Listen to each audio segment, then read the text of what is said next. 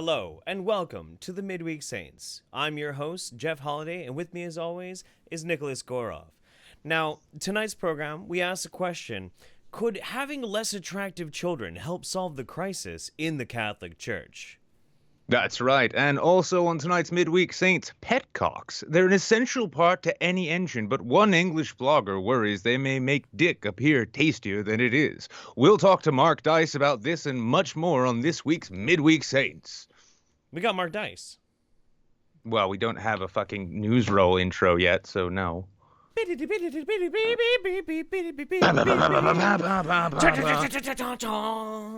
globe right here. It's spinning. Yeah. And a countdown. Oh, dude, we have to have a countdown. Yeah. We have to have a countdown.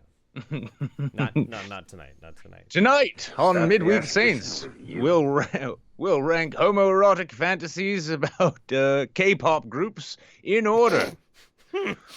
Yes. That's right. We will. Okay, so we got something really important we got to talk about first and foremost before we do anything else. This is actually very important. And welcome everybody. Welcome to the Midweek Saints. What's up? How you doing? How you feeling? How's your balls? So, I'm burping a lot. I'm drinking today. Surprise. Me drinking. I know who would have guessed? The first thing we got to talk about, though, tonight, check this out. This is incredible. Ladies and gentlemen, Stefan Steffensen has officially passed 1 million subscribers. 1,004,876. We probably shouldn't clap. It makes it sound weak.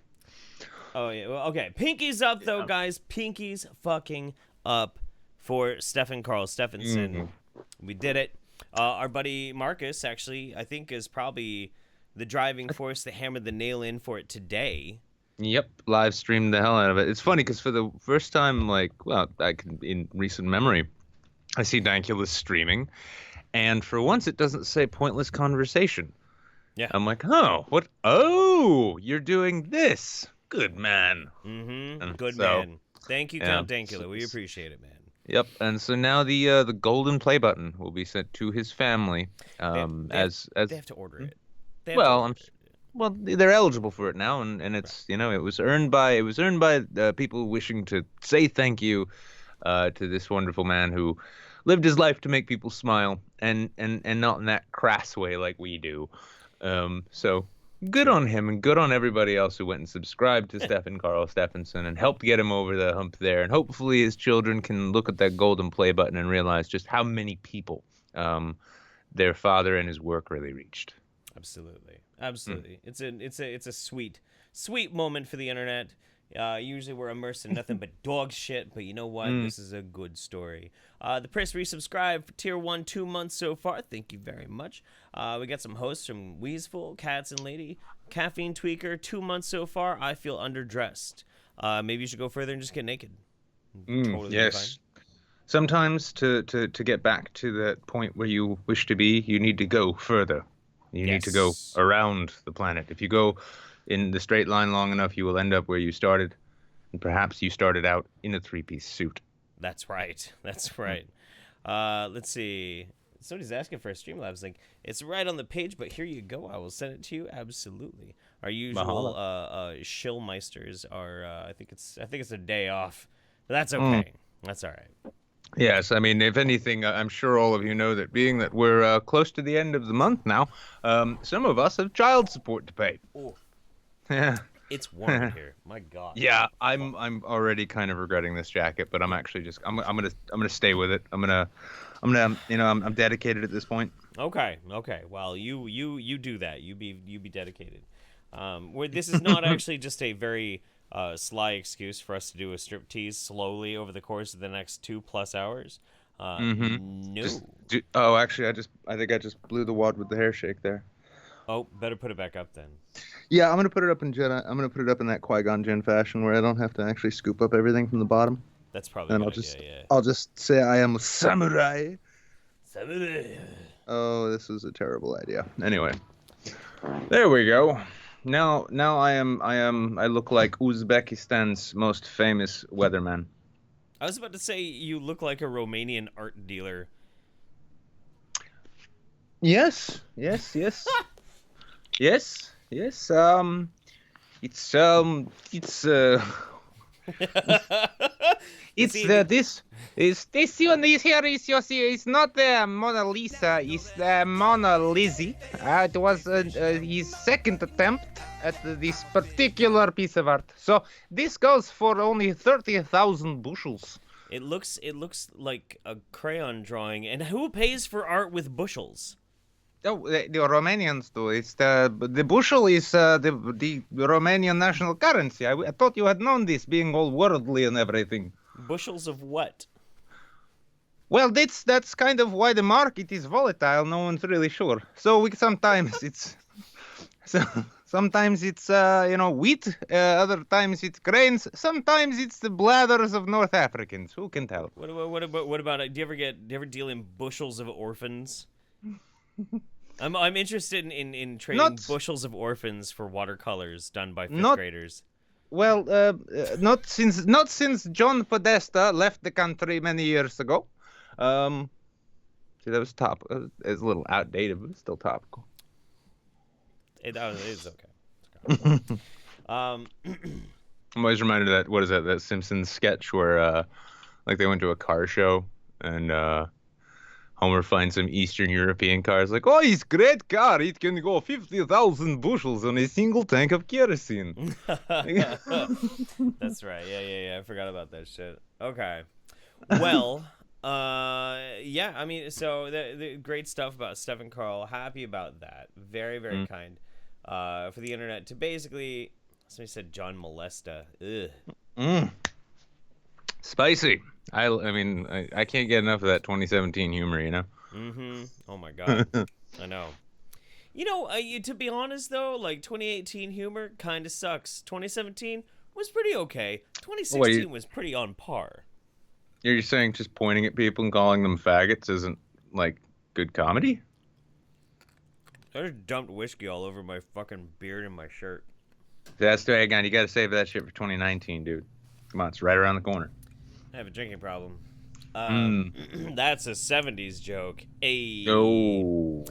So, we're old. We're old. Welcome to the Boomer Saints. Even though neither of us was alive in the 70s. No. And also, like, why do people use the term boomer? Baby boomers are way older than that, man. It's almost like the people using that word don't know what they're talking about. Yeah, they're too young. Well, I mean, it's funny because they're calling. Maybe it's actually like a sly insult, in that they're calling mainly Gen Xers boomers at this point. Yeah, but neither of us are Gen X. No, we're not. Oh, that's true. Yeah, they do just call anyone a boomer, don't they? They do. Yeah, they do. Yeah, Gen X is right before us, and we are millennials. Actually, I think technically you're on the cusp of Generation Y. Because millennials, I believe, is like 18. Millennials, I believe, is 18 to 35. Which I don't know why the fuck I'm outing myself as a millennial now. I need to go get some avocado toast and punch myself in the dick. I thought it was like 1981 or some shit was the cutoff. It's pretty sure. You're possibly the only person on the internet right now who's actually going out of his way to try and become one. So, I mean, with the exception of Jordan Peterson, of course, but. I'm live streaming. By the way, hey Chan kids, you can use coupon code Pepe to sort your lives out. Go and do it now. Ooh, hey, I'm very happy. I did buy the rest of what I need for this thing. I'm pretty stoked about that. It should be delivered at some point later this week. I had no idea IKEA was selling AR-15s now. Yeah, surprisingly enough, yeah. It's like, yeah, I got 2 barrels, but no firing pin. It's a little disappointing. Yeah, it's gonna be tough. No. So, yeah, so here's a funny thing for those of you, and this is just for those of you who fired the ARs or M16s before. Like, you all know it's a glorified 22. It's a fine rifle, but it's a 223. It's no kick. There's not a lot of back power on that one. I was telling Jeff yesterday, I'm like, now, you know to touch your nose to the charging handle when you're firing it. And I was pretty sure while I was saying that, you're like, No, you're not getting me with that one, dude. Yeah, no, I thought you were trying. I thought you were trying it. to get me like to break my nose or something No. stupid. Like, No. It is actually the truth of it though. Touch your nose to that charging handle, and then don't even actually hold it. Just hold it up with the backhand. It won't even do shit. It's a BB gun. sweet, can't wait. So said Sam. What's his name? Fuck, I'm always forgetting the actor's name. He's in We Were Soldiers. He was also like the cowboy in The Big Lebowski. Sam. Elliot, that's it. Thank you. Yeah, Sam Elliott and We Were Soldiers. Like, feels like a BB gun. Yeah. I'm gonna stick with my pistols. Yeah, it's 45. All right. Well, I'm only partially here, but hey, everyone. You know what, Anahata? No, good enough. No, it's fine. Let's get into some news. Fuck it. Oh. Let's do it. This first one was fun. Assuming we're on the same page. Six Flags. Yeah. Yep. Okay. Here we go. Yeah. So Six Flags St. Louis, as the locals call it. Offers perk for customer Coffin Time. Wait. Yeah. There, just follow along. Eureka, Montana. 6 contestants for a promotion at Six Flags St. Louis will compete for a $300 prize, season tickets, and other perks. And all they have to do is spend 30 hours in a coffin. It's like spooky Halloween time. I could think of about a dozen goth kids who would think that was the greatest thing until they actually got into the coffin. So to win $300, you have to spend 30 hours in a coffin? Yeah. No thanks. Yeah. Wow. Why not? Okay. It's like a sensory deprivation tank, except it's dry. The St. Louis Post-Dispatch reports that participants chosen for the ghoulish contest, it's some quality writing, will bide their time in the 2x7-foot coffins from 1 p.m. October 13th to 7 p.m. October 14th at the park. The contest celebrates the 30th year of Fright Fest. That's a strange celebration. Contestants get a brief hourly bathroom break. Oh, fuck off. Fuck right off. No, I want these people soiled. I want them. How much do you want that $300, Charlene? Huh? Not that much. Yeah? Jesus Yeah, Christ. that's like twice your fucking Dunkin' Donuts salary per week, isn't it? Can you imagine? Okay, here's the thing, though. Like, all right. Obviously, it loses some of the sting because they get an hourly bathroom break. So it's not nearly as, like, insane or intense or anything like that. But can you imagine the type of person they're going to have who's going to win this? You know? It's gonna be some dude, like, picking at his face and shit and just twitching. And he goes to the bathroom and he comes out and there's a cloud that comes after him, like, put me back in, I need my $300. You know, it's gonna be meth heads. It's gonna be crackheads. No, but I want somebody to, like, get, like, I just want somebody to, like, slip in there and they have, like, a little secret stash of DMT. And so, like, by the time the contest is over, it's like everyone else has gotten out. It's like, congratulations, you're the winner. No, leave me in here. I'm not done. Yeah. Now, all who complete the challenge get 2 2019 Gold Season Passes and other park prizes. If more than one makes it 30 hours, a drawing will determine who gets the $300. I will fight a motherfucker if I have to lay down in a coffin for 30 hours and then some other motherfucker manages to do it. I won't even be like, I'll be like, fuck the drawing. Nah, we'll see who lasts. We'll see who lasts longer, huh? In fact, no more bathroom breaks. That's right. Yeah, I work at Applebee's. I'm used to being knee-deep in human shit. So we will stay here until there can be only one. Now, one more successful perk. This is what I really love about this. The successful coffin dwellers get to keep the coffin. I like this. No, this is almost like, this would be like if Epcot, began offering retirement planning. This is a forward-thinking way because, Six Flags is well aware that everyone who comes to their park will die. Not necessarily in their park or on their rides, but at some point in their life, namely the end. And as such, providing them a coffin, it's a wonderful way to reduce those pesky funeral expenses that require your grandchildren to have bake sales and shit. So why not spare your grandchildren that indignity and just go lie down in a coffin in an amusement park for 30 hours? It's practice. Just come on. Get into the spirit of these things. It's practice. Yeah, the hardcores who get in there who are like, I'm not taking that bathroom break. I will shit my pants and win those tickets. Well, when they bring the coffin home, they'll be like, well, honey, I like it, but it kind of smells like shit. It's like, honey, it smells like victory. So I shit my pants just on principle. I want all Exactly. the other contestants to fear me. I knew that I could get used to the smell, but my thinking was is maybe the others couldn't. Mm-hmm. I've watched enough Fear Factor and Survivor to know how this works. There you go. You know what I always liked for those types of shows? Naked and Afraid. It's because it's naked people. Well, I mean, yeah, that was part of it, yeah. But I mean, also And they're afraid. well, I mean, I got erect at the notion too. I don't know. I just like the idea of like these prissy Hollywood socialites, like having to sit with their cocks and their cunts in the mud. It just made me happy. It made me happy to think that they're getting like mud and insects all up in their wee-wees and their vagoos. It just makes me happy. Welcome to Celebrity Survivor Bear Attack Edition. Yeah. This week we've got Leo DiCaprio to see he's up for a rematch. See, pro tip for any lady who's going to be going on a Naked and Afraid style survival TV show. If you don't want centipedes to crawl inside your vagina, the most important thing to do is as soon as you get there, to take mud, clay if you can find it, pack it up in there, and then stand on your head in the sunshine so it bakes hard and makes a plug. And there you go. That's pretty clever. My go-to thing would just be to figure out ahead of time what the natural predator of the centipede is, and then put that into your bodily orifice. Oh yeah, like Yeah. like a raptor, like a bird of prey. Exactly. No, it was like I remember I Like can a remember little like it was, owl. yeah, I remember like it was yesterday. But it was like Boy Scouts training. We'd be out in camp and they'd be like, "Boys, you don't want snakes to get up your ass, so we're issuing you mongooses to fit up there ahead of time."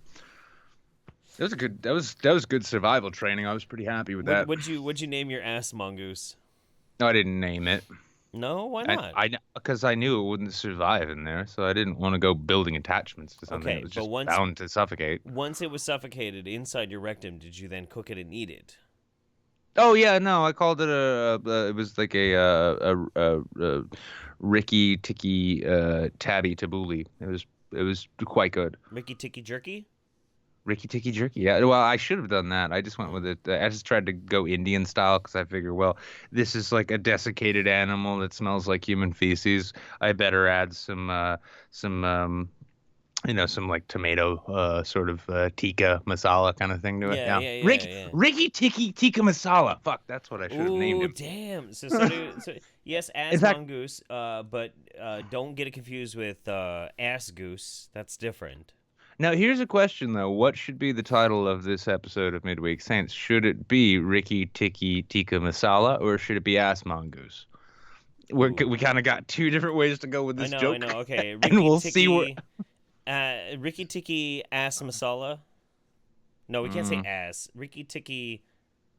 Oh, you can actually fit the word ass into masala in caps so people see it. Oh, Rikki Tikki. Rikki Tikki Tikka mASSala. Yeah. Okay, or ass mongoose, but we can't say ass mongoose. Well, I think the Rikki Tikki Tabby thing, it's great because, like, much like,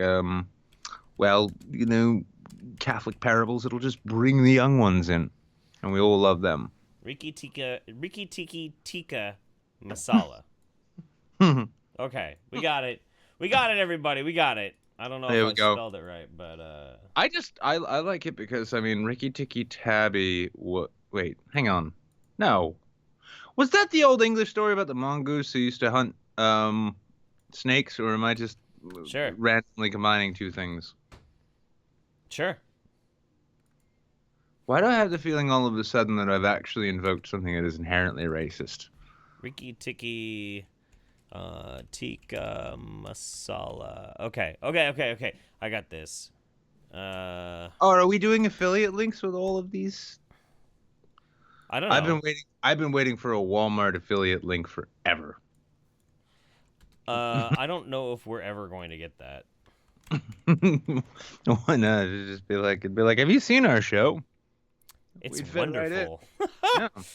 It's cheap, mass-produced, and quick. That's right. I think it's right up your alley. What is it? And I'm going to steal a joke from Hugh Laurie. Yeah, I walked into a shop the other day. 14 stitches. Okay. All right. Okay. Anyway, so yeah, coffins at Six Flags. That's a good idea. Well Yeah. done. Well done, guys. You did it. Well done. Addie says Pinky's up for best new waifu 2018 Bowsette. I go straight to Super Smash that shit beyond 220%. You've heard about the Bowsette thing, yeah? Oh, yeah. I think I might have heard something about it. I do have Twitter, and I think there might have been a tweet or two about it. I'm not sure. Yeah, wow. It's one of the great things about video game culture, though. You can slap an evil smile and a set of tits on anything, and people will fap to it. Yeah, absolutely. I want somebody to test it. I mean, I guess they are testing it now. They did it to Bowser, so I guess it works. I've already seen Goombets. Goombets. Like, yeah, Goombas, like the little Goombas. I've already seen them done in. What is the word? What's the word for like that cheap anime style of drawing where you take anything and just turn it into a waifu? Is it a word? There's got to be a word for it. Yeah, but no, the Goombets have happened. I think Coopets are going to happen, but because they've got that kind of beak, it's going to be kind of hard to get away from the really like Jewy prison warden from Orange is the New Black look for that one. But we'll see where it goes. I'm looking forward to fapping to that too. It's a good thing I put the shotgun away. Yeah, exactly. Have you not cranked one out to Bowsette yet? I think I'm gonna skip that one. Well, you do understand, like, this is sort of like the episode of The Next Generation, the game, where, like, you can avoid it all you like, but people will just keep coming up to you and insisting. Okay, hang on. I make a Star Trek reference, he comes back to life. Yes. No. I mean, okay, but now you're speaking my fucking language. Okay, I want to know who that was. Wesley Crusher, the game. What was the name? Oh, no, hang on. I got it. No. It was Ashley Judd. That was not Ashley Judd. No. Ashley No. Ashley Judd was in the episode known as The Dolphin, where she played a shapeshifter. No, she was also in the game. No way. No. Oh my God. Okay, fine. I'm gonna look it up. I'm looking it up right now. I don't even care. I'm not even really that wrapped up in it, but I'm gonna figure it out. Clearly. Yeah, I could. You don't give a shit at all. That's why you're upset. I'm really upset right now. Oh my God. Okay, this is we're figuring this out. You're really upset because you found out I'm right? No, I haven't looked it up. I'm looking it up right now. You'll be really upset then. Do you want to go? I'm looking it up. Okay. All right. So, episode info. Fuck you, Rotten Tomatoes. Why isn't this opening up? You piece of shit. Oh my God. Who the fuck was that? Ashley You Judd. all.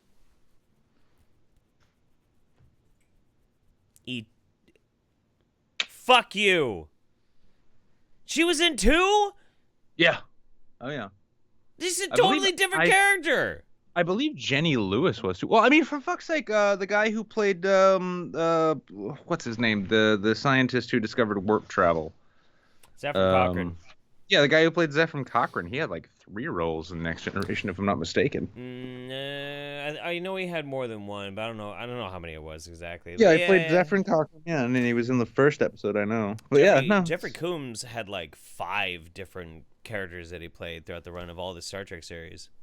Yeah. No, and that's and that was the thing. I was like, I remember actually, and in fairness, it's only because I've been rewatching the series, and I saw her, and I'm like, is that Ashley Judd? And I looked it up. I'm like, yes, it is Ashley Judd. Holy shit.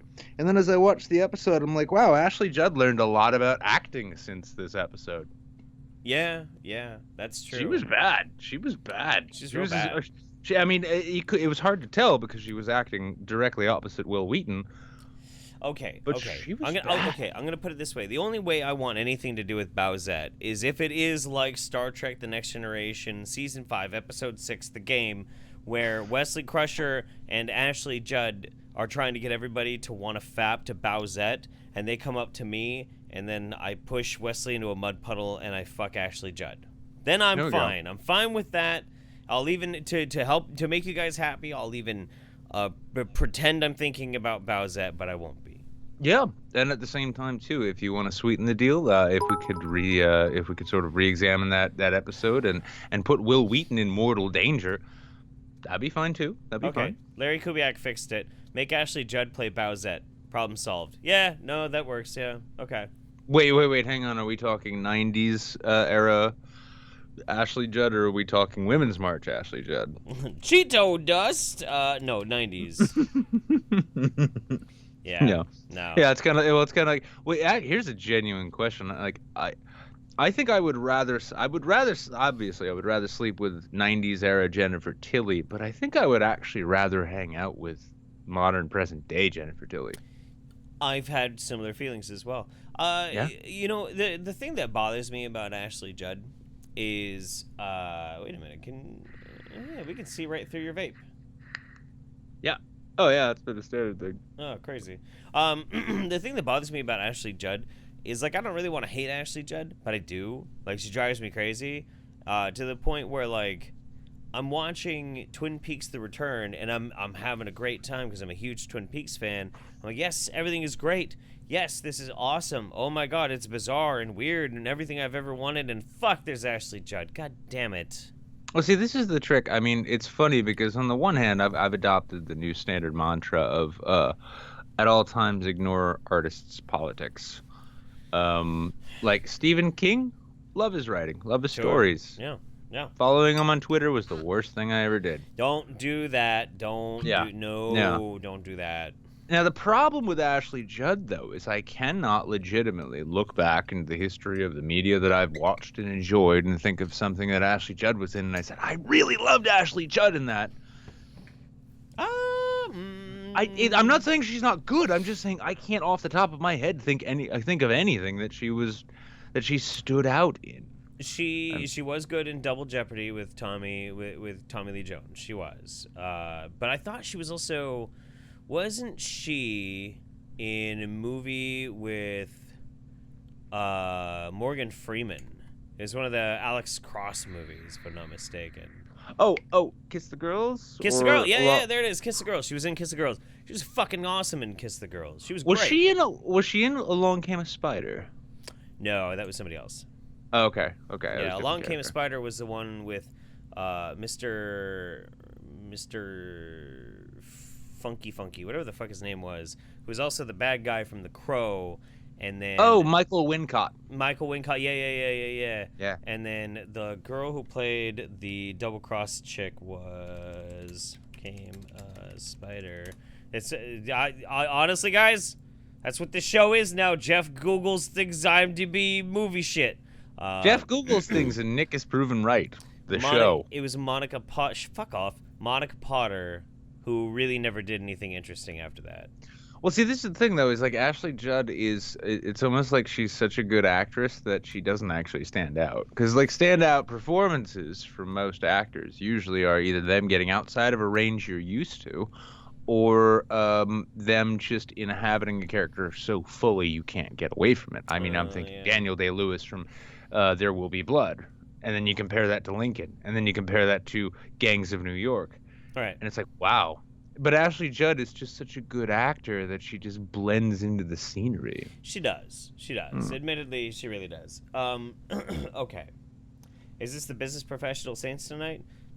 Sure. Somebody was saying that she was in Heat, which is true. She was in Heat. But then somebody says, okay, an anonymous org, I'm going to need your help on this. Maybe all of you in chat can help me with this. Says Heat is Kino. Is Kino now being used as a term for cool or what? Because I'm a boomer, and you got to explain this shit to me. Because I've heard blank is Kino quite a bit, and you got to explain the meme to me. Do you know? I don't get it. Well, I mean, the only association I have for Keno is that it's like a really like boring way to gamble at bars in Massachusetts. Kino. Oh, Like kind. I don't get it.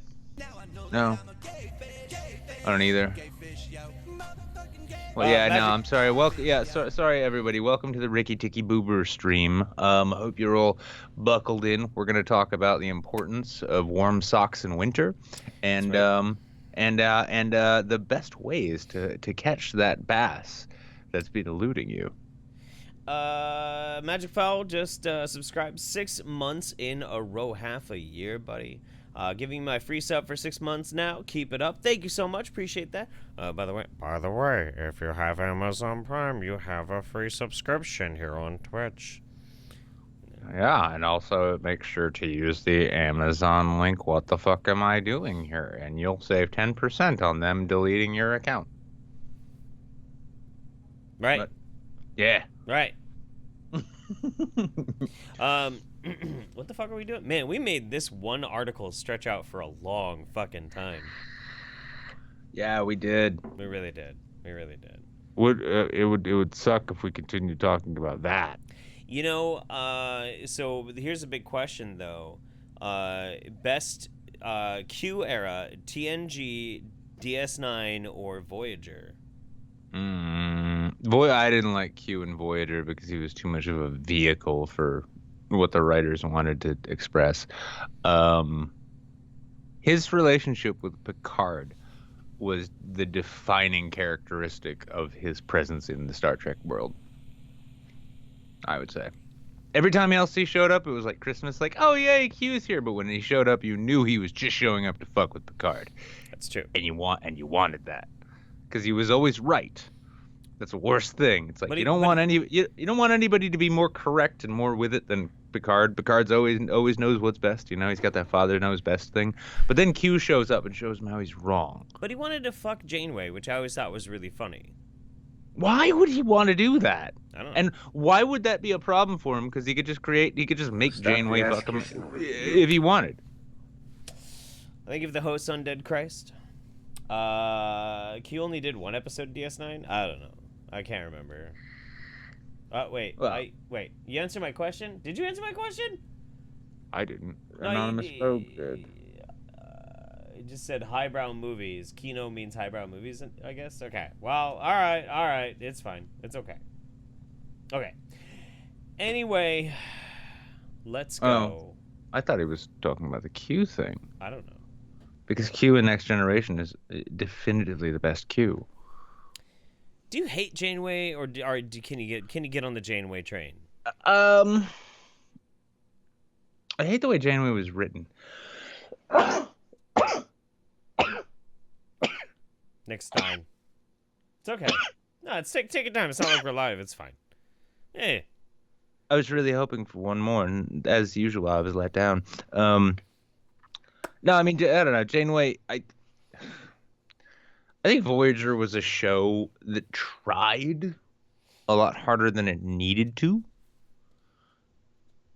And I thought Janeway was fine, except I don't know. It was just something with the way she was written. The way she was played was brilliant. The character concept was brilliant. Kate Mulgrew is still a really good actress. She's a good actress. God, yeah, I know. I mean, like she's whenever like in Orange Is the New Black, she's one of like pretty much my favorite character. When she shows up, I'm like, yes, let's hear this bad Russian accent again. Yeah. You know, but no, I mean, like, yeah, Voyager was, I think, them attempting to tap a thing which had expired effectively. They were trying to do a new Next Generation style thing, and they gave it a clever vehicle. They're like, hey, we're going to throw them out into this unknown space. And this will let us do the episodic shit that we couldn't do with DS9 because everyone kept wanting all of that big canon thing. Okay. And then even with that though, because it didn't really work, they ended up having to sort of try and fall back on long form plot devices, which at the time with what Voyager started out with and what it was just it didn't land right. So Larry expanded upon what Anonymous already said. Unfortunately, Kino is often used as shorthand for kinography as a joke classification for the highest tier of film, followed by cinema, film, movie, flick, and joint. As early as 2014, copy pasta containing a superior patrician ranking of films began circulating, featuring absolute kinography at the top. Okay, all right. Well, it just means like badass movie. That's fine. Oh. You know. Yeah. Okay. Yeah. Anyway. I can't wait to hang a skateboard over my shoulder and ask the fellow kids how they're doing now that I know what that means. How do you do, fellow kids? That Matrix was sure Kino. I don't know. How did you feel about Ben-Hur? No, the original one. Not even I would discuss the new one. That was pretty bad. The remake of Ben-Hur was pretty bad. And unnecessary. Have you noticed, actually, fucking Jesus Christ. Okay, fuck it. All right, well, last piece and last thing, and we'll move on. Right, and then we'll get to the next article. Have you noticed that, man, we could do this shit for hours, and we will. It's almost like that could be its own show. Maybe. Like remakes of classic, like almost historical, if not mythological ones. Like you had Ben-Hur. Nobody remembers the remake to Ben-Hur because it was bad. I mean, it was entertaining enough, but it was bad. Everybody forgot about it. It was watched. Huh? It was watchable, and that's the kindest thing you could say about it. Right, but that's the worst thing it could be is just watchable. Like you either want it to be bad or you want it to be great. You don't want it to be. Same thing that happened with Clash of the Titans remake. Yep. Same thing happened with that. Same thing happened with The Mummy. No, that was genuinely bad. Well, yeah, but it wasn't trying to be. Yeah, that's probably why it was so fucking funny. But yeah, that one was pretty bad. And then I'm trying to think, there was one more that was really crazy. Y2KNW says the Rollerball remake was really bad. Yeah. And the well also I mean and yeah, you're still trying to go into like classic mythology because there was a period in like the 60s, when it was just they were all about let's make movies about classic Roman and Greek epics. They remade Jason and the Argonauts? I didn't hear about that. Ben-Hur, a trans man's journey. Yeah, there you go.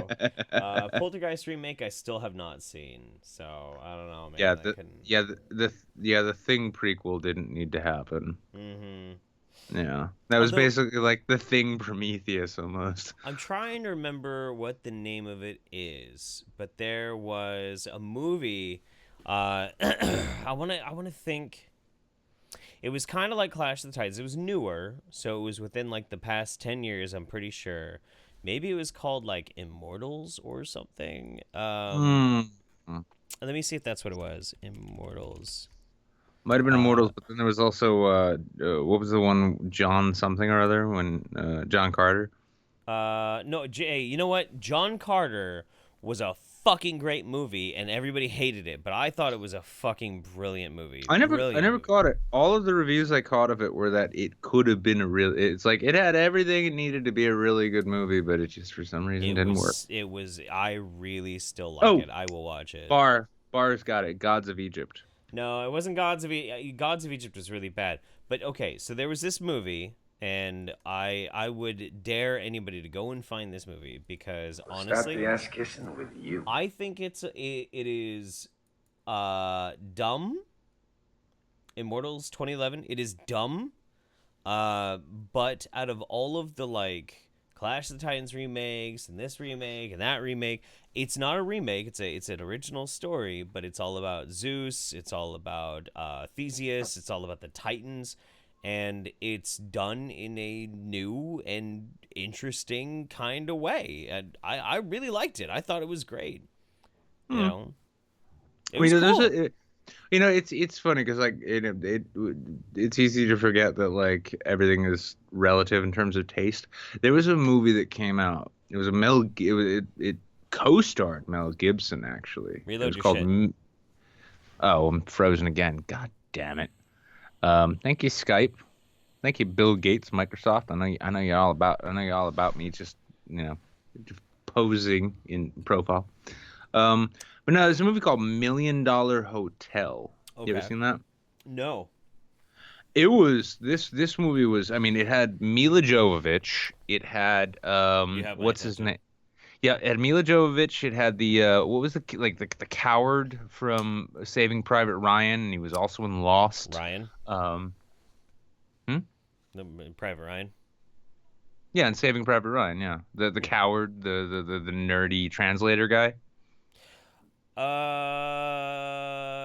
Yeah, and he was the physicist in Lost. Oh, that fuck yeah. That Yeah, that fucking guy. dude. Yeah. It was his movie, and it co-starred Mila Jovovich, Mel Gibson, Tim Roth had a tiny part in it too, and it was all about this like rundown like L.A. hotel, which was basically just like a dumping ground for the mentally and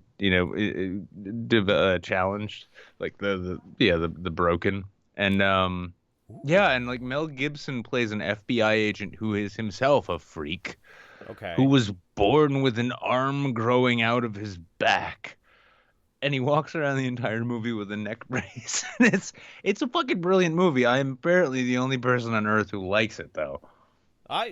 Fuck, man. That's Maybe fine. Larry Kubiak's familiar with it. Maybe he's seen it. It's a fucking brilliant film. Yeah. But yeah, Okay. I mean, every Sounds so often, interesting. every so often though, I think in terms of like if you're a cinephile, if you're somebody who enjoys movies, I think it's important every so often to find a movie that everybody says is bad that you love, and you just plant your flag in the ground and say, no, that was a great movie. I love it, and I won't hear any ill spoken of it. So Larry had a good point. He said Tarsem Singh here has really good visuals. He's the one who did the Immortals, but he also is the director of The Cell. I was just saw that. That was a Yeah. terrible movie that was so good to watch. It was so pretty. Oh my god. It was a moving moving art is what it was. It Yeah. wasn't. Yeah, I mean, as a film and a narrative story, it was kind of boring and kind of shit. But as a piece of visual art, it was stunning, and I think it kind of holds up to this day even. I think it does too, actually. Yeah, I really think it does too. The CG wasn't reliant on looking realistic. No. It was reliant on looking artistic, and that really kind of carried it. Yeah, it was wild shit, man. It was absolutely crazy. Yeah, I was doing a lot of acid when I watched that movie too. So. Yeah. Yeah, I've definitely watched it while I was tripping. This scene is the one that this one and the faces, the hills that are faces scene, like that fucked me up. That fucked my world up, dude. Oh my god. Now what really fucked my shit up was when like he shows up as the villain and he announces himself as me God. Yeah. Like Vincent D'Onofrio, I gotta say, out of the entire cast of that film, Vincent fucking D'Onofrio owned every scene he was in.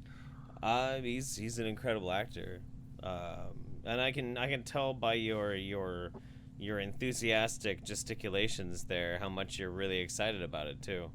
Mm-hmm. Yep. I Chunk. love you, Mike. Bam. Love you, Microsoft. Thank you for taking such good care of me during my show. Oh man. Oh my god.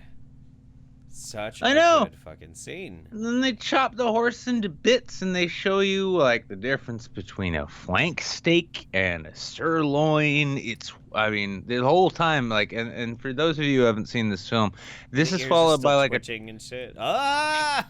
Yeah, this is followed by a 20-minute monologue by J-Lo here, explaining what the tastiest parts of a horse really are and how to get them. Pretty sure we're thinking of the same movie. Anyway, we got another news item. Oh yeah, shit. Well, that was your first news item, guys. Hope you enjoyed that. 50 minutes into the show. What? Yeah. Yes. Wow. News article number 2. So Axe glad throwing I bar. already announced it's gonna be fucking extended. Axe throwing bar was lax about safety rules, liquor control panel says. We got here, the liquor license of an axe throwing bar in Michigan was suspended for a day earlier this month after the state probed the safety of alcohol-consuming customers, reports said Tuesday. Members of the Michigan Liquor Control Commission ordered a one-day suspension of Hub Stadium's liquor license, which happened September 10th, the Detroit News reported. The venue is located in Auburn Hills. The commission launched an investigation into the company on June 21st when they found a safety concern involving its policy of allowing up to 10 customers in enclosed axe-throwing lanes, the paper reported. Investigators saw people jumping out of the way to avoid axes hitting them, the Detroit Free Press reported. They also did not find any strict enforcement of those wandering in and out of the throwing zones. Did you want to add anything? I'm so happy that existed. Yeah. I'm so happy. I'm so personally happy that I live in a time in which somebody's like, I'm going to start a business. And a bank at one point, perhaps, too, was like, well, we can give you a loan, but what's your business plan? Oh, I want to start a bar, but I want to have an axe-throwing range in it. Yeah. Well, you know, this bank actually does diversify portfolios into mortality and casualty payouts. I like this. Continue.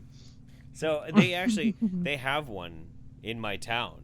They have one of these. Why have you not gone to it? Me and Mem we're actually gonna get our friends' daughters to babysit the kid, and me and Mems are gonna go throw axes for a date.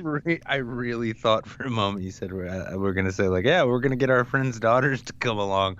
That way we could like train Viking children. It'd be great. You know, with this dude, he's a cool fucking guy. He's a great dad. I think we'll go check it out, and then maybe the next time we'll actually bring them with us, and we'll train because they're in high school. They should probably know how to throw a fucking axe.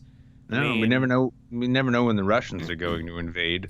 Take all of our guns. When these two little ladies go off to fucking college, we want to know that they can throw an axe into the dicks of any dude who's trying to fucking date rape them. So yeah, fuck exactly. Yeah, absolutely. Yes. No, I wholeheartedly. In fact, I wish with this story, I think we should have loads of angry letters sent to the Liquor Commission of this particular state. How dare you? Protesting. Yes, protesting.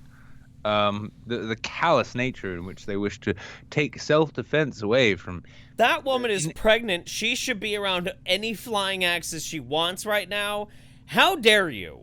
Exactly. Look at her. How is she to defend herself from a rapist if she's not allowed to practice her axe throwing? Do you know what will happen? Do you know what happens with unpracticed axe throwers?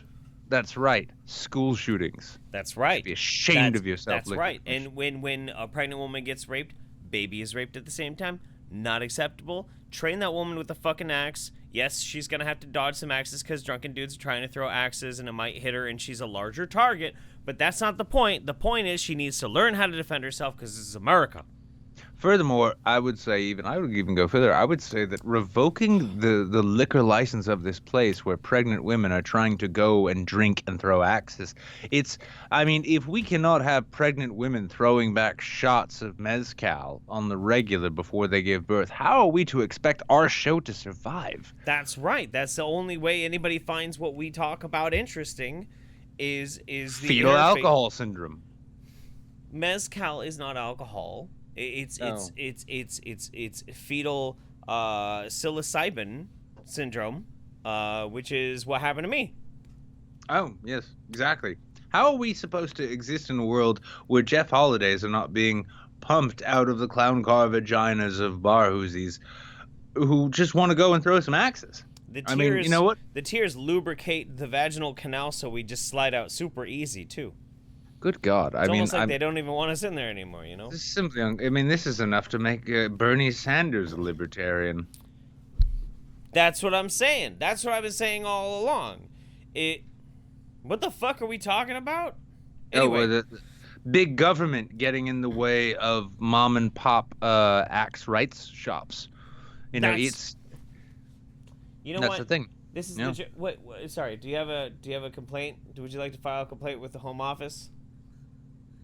Fetal psilocybin syndrome? Yes, that's what happened. That's what made me was fetal psilocybin syndrome. Yes. Mm. We need more babies. Yes. We need more. That's right. We When need they more, when more people, babies born who can see into the fifth dimension without That's- being That's trained. right. That's right. Most people don't understand FPS, but you got to have a really high level of FPS to get the maximum amount of. What? Why are you laughing? Why are you distracting me from my show? I'm sorry, guys. I mean, yeah, I mean, really, like, you know, what we're talking about here. If you've ever read Children of Dune, basically the government is trying to step in and prevent that from happening. Because that woman's baby, for all we know, could turn into a giant worm, and they don't want that to happen. That's right. I'm really lost on that one. I'm really tired of the government stepping in and trying to control how people can breed. Me too. A Noble Yeti says a donation to combat fetal psilocybin syndrome. Thank you very much for your donation. Machine elves bless you. They bless you. But I mean, you know, okay. I'm not one of those guys who goes around and he's like, well, we need the smallest government possible. I'm not that kind of. I'm not a libertarian. I'm not about that kind of shit. But my God, when you're standing between a pregnant woman and her ability to get hit by a throwing axe, I take issue with it. I take umbrage with that, sir. Exactly. I would say at this point, given like all of the umbrage which has been brought against this private establishment, I would say, and I'm going to use this platform of mine to say it, David Hogg, begin studying for college. Leave it alone. We don't need more axe control. No. What we need David Hogg. Like, fine, he wants to talk about guns, fine. But you know what would help him in his own thing is if he stand for the rights of pregnant women to throw axes and have At each dodge other. axes. Oh, sure, if they choose to. It's a free country. This is America. Exactly. I would like to, and this is just me speaking off the top of my head. I'm just speaking off the cuff, right? But I happen to think that America would be a much better place all in all if more pregnant women knew how to effectively dodge flying hatchets. And throw them back. And throw them back. Maybe catch them and throw them back. Yeah, Yeah. exactly. Yes, that's a practical application. It's one step closer to actually being able to catch bullets and throw them back. You know? That's you don't want to. Not everybody can reach that level. But I mean, if we can get if we can get enough high schoolers to that point, then maybe all of these hatchet murders in high schools won't be such a problem. That's right. Goddamn juggalos, we're coming for you. You know what, Kaepernick, kneel for gun violence against blacks, and I'm fine with that. I'm cool. And with then it. and then do a handstand for pregnant women killed by hatchet attacks because they were ill prepared to know how to catch them and throw them back. That's exactly. Kneel and then do a handstand into a breakdancing move for pregnant women who were ill trained with the familiarity of throwing hatchets. I think we're beating a dead horse on this one. Oh, yeah, I do too. I was actually going to go into whatever it is that it was Basics, the Walmart tennis shoe, but we can go into the next news item. That's fine because this one's fun. This one's so much fun. All right, yeah, let's do that. So with this, Moonpig begs customers to stop. Hold on. Moonpig? Yes. Go on. Yes. Moonpig begs customers to stop customizing cards with pictures of their genitals. Hang on.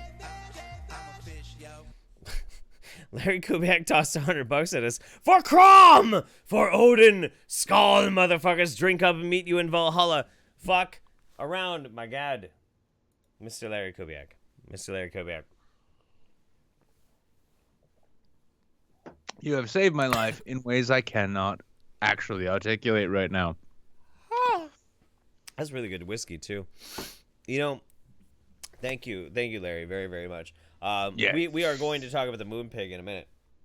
Oh yes, Pinky's up for Larry. He's a stud. He's an absolute stud. What a sweetheart. Funny story. Last weekend, I went down to You have a funny story that comes out of us considering Moonpig. No, not really. It's because of the whiskey that I'm drinking tonight. Bullet. Bullet. Oh, that's bourbon. Yes, it's whiskey. Bourbon is a whiskey.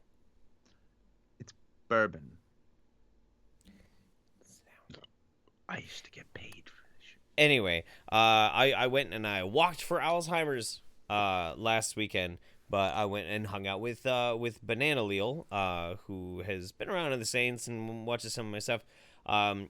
She never really big on bourbon, but I converted her to bourbon with Bullet. True story. True story. And Bullet's are good bourbon. It's a fucking baller ass bourbon, and it's cheap. And it's cheap. Yeah, I'd say like if I had to go with bourbon, I think the only thing I'd choose over, at least off the top of my head, over Bullet would be Basil Hayden's, but that is not cheap in the slightest. That's right. Okay. Yeah. No, that's true. Anyway, we love you, Larry. Thank you very much, man. That's very sweet of you. Let's get on to some Moonpig. Yeah. So Moonpig begs customers to stop customizing cards with pictures of their genitals, and people responded brilliantly. Now, if you're on the internet, you already know how this ends. Moonpig, which I'm going to guess is a greeting card company. Moonpig has sent out a plea to all customers asking them to stop uploading rude photos to their website. British card company Moonpig allows customers to send their loved ones a special treat in the form of a personalized card or gift.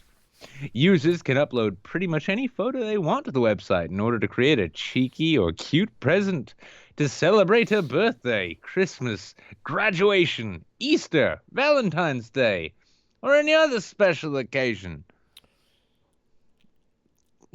Are there... Well, okay. So they obviously they decided on choosing Moonpig because it was kind of a clever name. Like, you're not going to forget the name Moonpig. Like... What was that website that you ordered that fancy snazzy shit on? What was it? Pig thing. Moonpig. That's yes. So I get that, yes.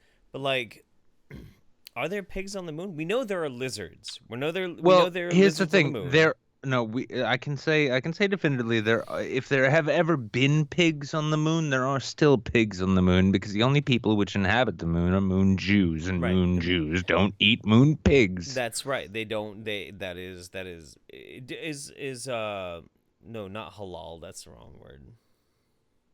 Kosher. No, yeah, but what's the word for non-kosher? Christian. I don't think that's right. Okay, well, non-kosher. So Moonpig is non-kosher for the Moon Jews. Okay, I want to make sure we have to establish that. By the way, the thing is, I will say Jews, we don't typically spend as much time as Muslims thinking about all of the shit that's bad. Muslims.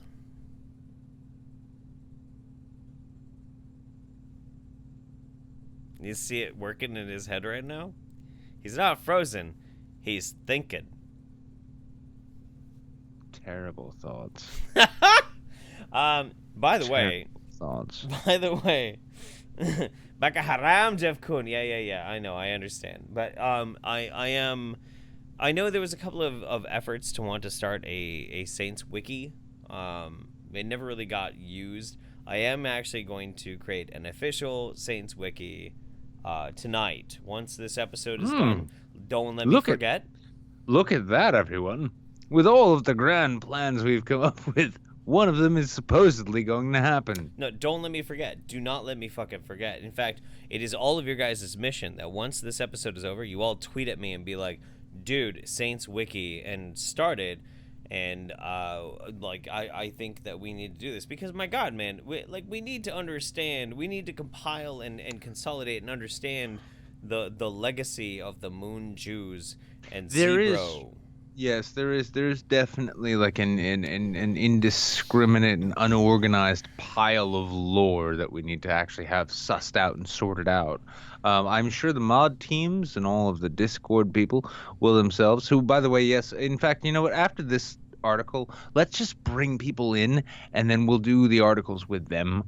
Oh, yeah. Okay, yeah. Fuck it. Let's do that. Yeah, actually, yeah, but I do genuinely believe, I would like to genuinely believe at least that,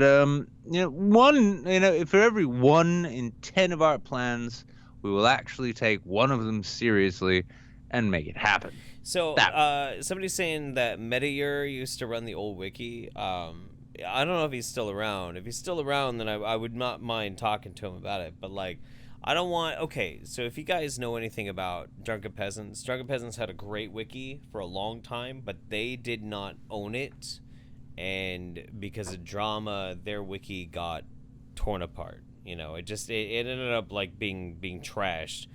I don't want that to happen, so I would rather, like, me and Nick control it ultimately, own it ultimately.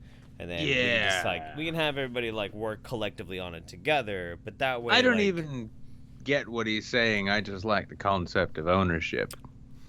Well, you like to write things, right? Sometimes. Anyway, with Moonpig, yeah. So Moonpig. So yeah, they tweeted out asking people to stop tweeting pictures of their dicks and cocks and balls and pussies on the internet. And you can imagine what that resulted in. Moonpig's terms and conditions clearly state the company does not allow pornographic or offensive material to be featured on cards. I would imagine most people who send greeting cards, their genitals are probably not pornographic in nature. It's not the kind of thing you want to see. Okay. Their request quickly got picked up by the Twitter sphere and has since had some hilarious replies. One user wrote, "My dad is very apologetic, but he's going through a bad time. No excuse, I know." To which Moonpig replied, "As long as he's aware now." Another person pointed out that by making the plea, they were encouraging others to start uploading naughty photos. Now listen, I in no way wish to encourage any of our UK viewers or anyone who might happen to have a VPN to establish a Moonpig account and send pictures of their genitals to Moonpig. That would be terrible. I would never encourage such a thing. Just send them to me. And he'll put them on Moonpig. It'll be great. Unless you're a dude like... No, actually no. I don't want your nudes. I don't want. Actually, I'm just gonna nix that right there. I don't want your nudes. But all the same, yeah. So apparently, an online greeting card company unless you're uploading your nudes next to a picture of your fucking ID. If you do that, like, then we're fine. If you really want your nudes to really make an impact, the best thing you can do is to send them along with 2 other pictures, one of the front and one of the back of your credit card. That's right. And also a photocopy of your membership to AARP. Here's the thing. The greatest thing about AARP, they can help you get your Social Security checks sorted and all this shit. And Social Security doesn't need to know when you die. What's that, dude? Is that their business? No, that's your business. You died. This is America. But if they keep sending checks, maybe you changed your name and address, and it happens to be my name and address. I can't do anything about that. I need more ice. Keep reading this piece of shit. No, all the same, yeah. There's not a whole lot to this article. Jeff's gonna go get himself some ice because he needs to drink his liquor like a pussy. That's what is a technical term. But yeah, third jokingly asked, do you do pop-up cards asking for a friend? Back in July, the company faced backlash after making a joke on Twitter about selling mini versions of a baby Trump balloon. They asked their followers if they made 100 balloons, would people buy them? It seemed like a great idea. And that's actually the end of the article. That's the end of that. This is a shit article, man. I can't believe I'm not being paid to write things anymore, and people like this are. Okay, you know what? That is actually something that fucking bothers me quite a bit. So you've done a lot of writing. I've actually done a lot of writing. It's not easily consumable because a lot of it was in book form and a lot of it just never really. I scrubbed it with napalm later. But fuck me dead. Even at my worst, most shit awful, like young adult style fucking writing ish. I could write an article 10 times better than half the things I see on these major fucking publications. So I've been thinking, okay.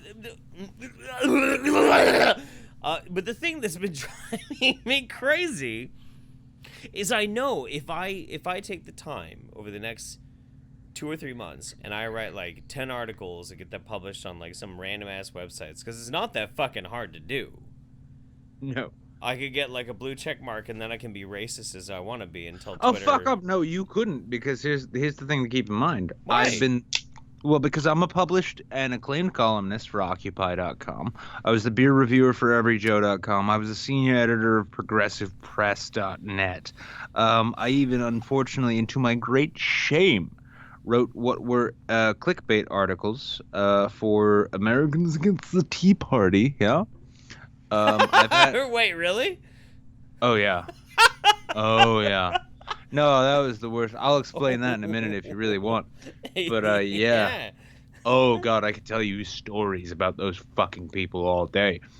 But no, I mean, like, I am a published journalist. I am an actual journalist. I've been a real journalist and a fake journalist. And I have 14 actual film credits. And I can't get a blue check mark. Meanwhile, Zinnia Jones, who simply says, I have a dick, but I'm still a girl. I hate you. That's a blue check mark. There we go. I think I need to go that route. I'd be like, I identify as a girl. Can I ask you a question? Have you ever actually asked for the blue check mark? Oh, no. Here's the thing. Did you apply? Yes, multiple times. I've applied five separate times for a blue check mark because I'm the kind of guy who gets like ordained by a ministry online simply so he can say he did. Like, okay. I want to become a justice of the peace and a notary and never do anything with it. But I applied. Here's the funny thing. When you apply for a blue check mark, and actually every one of you who's here, if you have a Twitter, I encourage you, apply for a blue check mark, right? Here's the funny thing. They will send, unless they've changed it, they used to send out this thing saying, we will respond to you within 5 to 7 business days with a decision. Never a response. No, they never send you shit. They never send you a fucking thing. No, of course they don't. Mm-hmm. I don't give a fuck. Here, I'm gonna retweet our stream again. Yeah, but all the same, yeah, I mean, having a blue check mark would be lovely, because then I could get away with saying any racist thing I wanted. And I've got a lot of them to say. Goddamn Finns. Do you know what those people are like when they get into your country? It's terrible. Finns? I do. What? Yeah. They should have never let the Finns into Finland. You know, okay, all right. You know what? I'll let a lot of things slide. I'll let a lot of things pass. But my God, man, my God, you got to understand. The Finns are people who don't fuck around. They don't fuck around. Finns don't fuck around, man. They don't. You've got the might of Mother Russia, the might of the fucking war machine of Russia, crushing down on you. You're a nation of farmers. You're farming like tubers and shit in the frozen frost and the snow, doing everything to try and survive in this frozen fucking wasteland. Nobody has military training. All you know how to do is to shoot, to hunt, and somehow you manage to turn a fucking world superpower away through the sheer just anger and being pissed off. Like, it's cold and I'm angry. I should be shooting game. Instead, I gotta shoot these fucking Russians. Fuck you. We have a similar thing Finns here in New badass. Hampshire, except instead of Russians, we call them Massachusetts people. But yeah, no, I mean, here's the thing, though. At the same time, it's a funny thing to think that at one time Sweden invaded Russia. Yeah, how'd that go? Yeah. Oh, it went well for a while. Didn't work out too well. Because the Russians are like, oh, we'll just go back further into Russia. Let the winter handle it. And the only time Finland ever got taken over was by the Swedes, because the Swedes were almost as adept to the cold as the Finns. Almost. But they All the stay. same, though, Couldn't stay. I'm kind of Kicked 'em curious, out. though, if I happen to send Moonpig here a picture of my circumcised member, my cut wedding tackle, as it was, and I told them Oh, yeah, that we're talking about that. yeah, well, I had to wonder, like, it's like I want to send this to my rabbi to remind him of what he did to me. Are you going to deny me that ability to get back at my abuser? Did Is he this use- going to be a We Believe Survivors moment? Did he use a knife or did he use his teeth? I can't remember. I was too young. But I'm going to say teeth just because I can't remember and it's more Okay. fun that way. That was my first Yeah. blowjob. Yes, ever since Rabbi Kavanaugh touched my penis, I've never been the same. He laughs at my pain. That's terrible. Maybe you should go to a Senate fucking committee hearing. I did. We've had that video. There'll be more coming because I'm going to have a lot of fun with these Kavanaugh hearing videos. All the same, though. I so want to get I political right now, but we're not a political show. I know we're not a political show. All I want to say is that like when Brett Kavanaugh touched my penis, he was gentle and he was very responsive. Weird thing about Brett Kavanaugh's penis. This is 100% true. The strange thing about Brett Kavanaugh's penis, like, so you know how every now and then somebody will get like some weird tumor, like they're born and they always had like kind of like a weird lump or like a birthmark or something, and then like the doctors will go in, they'll do exploratory surgery and they open it up. Oh, and they call it the there's- kill stream, yeah. Sorry, what? Stop it. But no, like they open it up and the tumor is full of like hair and teeth and like maybe like a malformed eyeball, What were we just talking about? Are you saying Brett Kavanaugh's penis has teeth and eyeballs? Oh, no, yeah, that's right. What I was going to say is like, so you know how a tumor can sometimes have like teeth and hair? Brett Kavanaugh has an inner space, and I counted them because I was very close to it. And I got a chance to examine it in totality. 7 molars growing out of his penis. This is true. This is 100% true. That's it. Almost. I mean, and they were only molars though. Yeah, just molars. I don't know why. You can't masticate with a dick, so I mean, No, it doesn't make any sense. No. It makes sense actually because then he has a vegetarian dick. Oh, okay. Are you? I'm surprised PETA isn't all on the Trump train at this point with that. That's rather surprising. Undead Christ is asking if he's a super Jew because he was actually circumcised twice. Does that mean like you had the tip cut off and somebody's like, it's not enough, and it's like he It's only just too needs much. half They a just like shaft. shave a little bit more on the ring. Yeah, it's like the rabbi's like, this doesn't work. Get me the cheese grater. Does that make him a super Jew? How that works?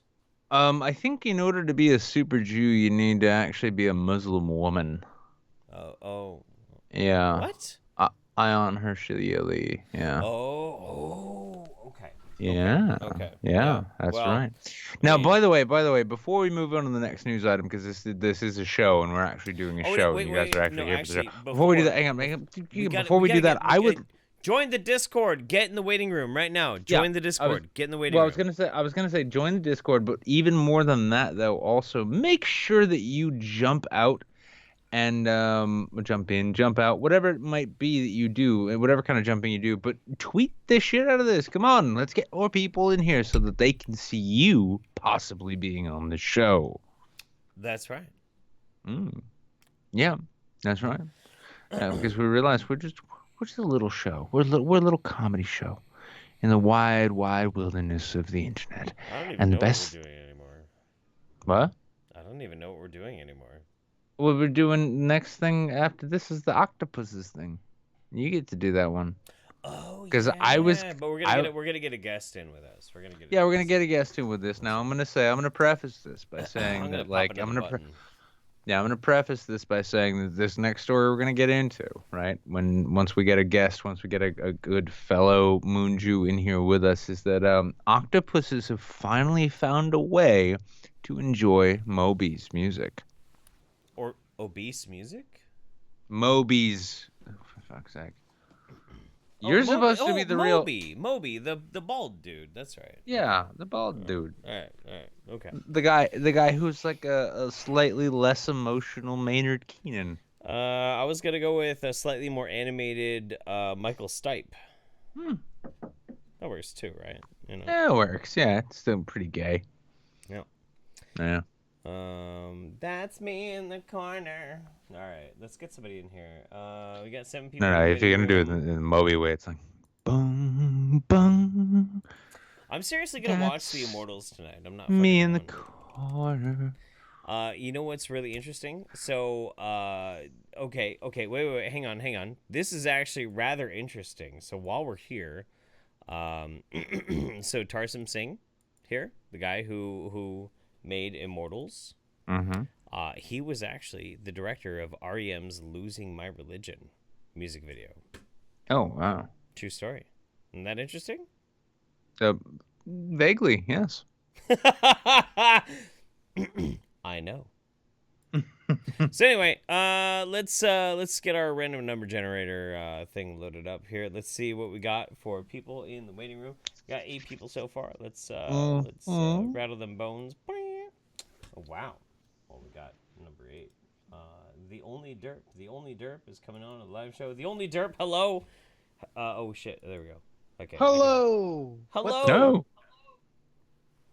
Hello, the only derp. How are you, the only derp? How are you? Hello. I am the only derp. Yes, I would say so. That's The lonely one. Sergeant Derpy Hooves. How are you?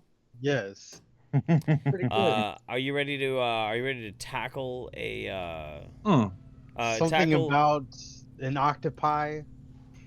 Oh, yes. By the way, yes. little call out real quick, Sergeant Derpy Hoops. I hope you appreciate. I got the TARDIS glass going on here. Huh? Nice. Little class with the TARDIS glass, and for some reason, actually, all the green paint disappears. That's pretty awesome. Wait. So that blows. Sergeant Derpy Hooves, are you a Hoovian? Kind of. Yeah. Okay. I'm more of the Baker fan. Wait, what does that mean? I'm more of Tom Baker. Yeah, Tom Baker. Who the fuck is Tom? Also the guy that's in Rebels that plays the giant fucking creature thing. Wait, really? The middle ground? Yeah. His voice is actually the middle ground, like, oh, wow. Force sensitive creature on that planet. Fucking amazing. Tom Baker did that character? Yeah. Here's the thing, because David Tennant did the voice of the Saber droid. Huh. Yeah. Was that Legend? No, hang on. Was that Rebels? Or was that? No, wait. That was Clone Wars. No, that was Clone Wars. Yeah. Yeah. No, it's insane when you find out the kind of people who did the voices of that. In Rebels, for instance, like the guy who did. Oh, look at Jeff, all small and sleepy. Right. But yeah, no, the guy who did the voice of General Thrawn is actually what's his name? Maz Marsden? Kojima's buddy there. I don't Mads know. Mikkelsen? I just know. Yeah, Mikkelsen. That's right. Yeah, Mads I just know that he was a very good Thrawn, and oh yeah, no, I yeah, actually liked the fact that Thrawn was inside there. Oh yeah, well no, Thrawn's voice was done by Mads Mikkelsen's brother, who we have all seen in something. The first thing I go to is he was in that season of Sherlock when he played Appledore. I don't know. I'm not a fan of Sherlock. Lars I literally break the mold. I don't really like Supernatural. I'm not a Sherlock fan. No, it's fun. It's okay with Doctor. Yeah, no, that's fine. It's just like, yeah, Lars Mikkelsen. Good night, Larry. Good night, buddy. Oh, good night, Larry. We went too long for Larry. It's fine. But yeah, Lars Mikkelsen played Admiral Thrawn, and that fucking voice was just so calm and unnerving. And then when I'm like, it fit him very, very well. Yeah, I'm like, oh, it's a Mikkelsen thing. Okay, it makes sense now. Did either of you guys actually read the Timothy Zahn novels that Thrawn No, is from? but if I walk through the house, I'm more than likely gonna find him. Okay, I think my dad has all of them. Here's the thing that bothers me. This is where I get upset. This is where I get angry. Okay, so I don't like Star Wars. I don't fucking like it. I think there's only been 1.5 good movies. That's it for Star Wars. I'm not a fucking Star Wars fan. But for the love of fuck, I'm so immersed in Star Wars lore. I've read all the Timothy Zahn movies. I know probably more Star Wars fucking trivia than most people out there could ever even conceivably think of. Like, I know all this shit. I've read all this shit. I'm over here with, like, Star Wars toys, fucking all sorts of shit. You owe it to yourself to read the Timothy Zahn novels, man. You have to. That's an order. Not speaking of Timothy Zahn anymore, but I guess Splinters of the Mind's Eye and stuff like that was actually good too. Supposedly. Gonna go fucking kill I have myself. it. I've tried to read it, but I don't even like Star Wars. I hate Star Wars. Why? I hate it. Because it's not nearly as well written as it should be. It's not nearly as well written. that's as it why I should be. wish that people would actually take these good fucking storylines that people were making throughout the years. Yeah, like Take Timothy it Zahn. and just go here. Yeah. Take this. Take this section of Star Wars, which was actually written pretty well. Okay. Like, just please. Oh my god, dog. Sounds like someone doesn't like your opinions. Sounds like you're being attacked by that a dog pack of absolutely angry fucking hates me any Ewoks. which way. Okay, so here I got a question for the both of you, Nick and Sergeant Derpy Hooves. Have you guys seen Solo? Yes. No. Okay, It is the worst portrayal and makes no sense why Chewbacca has a fucking life debt. No idea how he has a life debt. Like, nothing. what No do you evidence mean? at all. What do you mean a life debt? Avoiding spoilers, by the way. I would like to watch the film. No, I know, and you should. You should. Okay, Like what so, I was. yeah, Okay, go ahead. just fine. try and just watch it once. Don't pay for it. Just borrow it from somebody else. I'll borrow it from a bay. With quotes. Borrow it from somebody else. Yeah. But okay, in the original series, he has a life debt. Chewbacca has a life debt to Solo because he saved him from slavery, pretty much. Yeah. Mm-hmm. There is nothing really to as evidence for him to have such a life debt. Like, literally, I'm like, Of course there is. Breadmaster There's- BBJ is quite upset makes with no you. Okay. Like not only did Han Solo free him from the pit, but also Yes. Han Solo helped him liberate Wookiees on that other planet. Jeff, is there any chance we could replace the Star Trek background with like a whole bunch of anime toys or something so that No. the stream will make more sense? No. You could do. I should actually way make too a drunk. panoramic of my room just for that. Okay, but here's where I'm coming from. And maybe we'll find common ground on this. So I heard about the Solo thing. I'm like, that sounds dumb. I don't want to watch it. It's gonna be stupid. The new Star Wars was. movies, I hate them. I fucking hate them.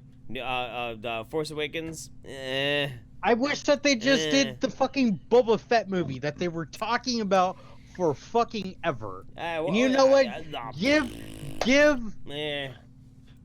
give Quentin Tarantino or who I can't remember who was it Quentin that did Kill Bill and all them? Yeah. Like he would do a fantastic fucking Boba Fett movie. No, He'd I'd never- want to he- blow my Oh, goddamn. he would I'd be want to an blow my amazing fucking bullet. brains off.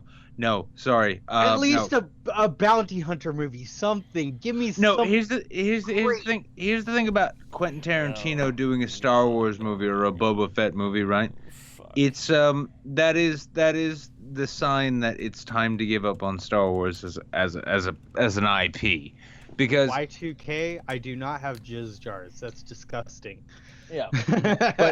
But yeah, it would. I mean, like if we gave Tarantino the Boba Fett movie, it would basically be like Boba Fett and everyone else in the movie would die at the end, and then you'd be like, well, how's that fit into the thing? And be like, it's Tarantino. It doesn't need to. Huh? Well, we'll do you it. could do it for after like he has to He's die a- sometime. He's about the here's the thing, Tarantino, right, is about the only thing that could bring the Star Wars movie franchise back right now. And it wouldn't even actually be him bringing it back. There we go. Now we'll get some subscribers. Now we'll get some views. That's good. Yeah, put Bowsette in there, you know. Oh yeah, Bowsette. Oh, come on. You bring know it around. who's actually better than Bowsette? Boba Fett. Well, besides Boba Fett. Boo. The Femboo. Amazing. I have Amazing. fucking limits. I have fucking okay. All right, you know what? I want to get to my point. Oh my god! When I saw whoever posted the Boo one, I was just like, I need this as a waifu pillow. Jeff is slowly building an AR simply so that he can kill himself once the pinnacle of Mario waifu Don't do it. Just come over has here. happened.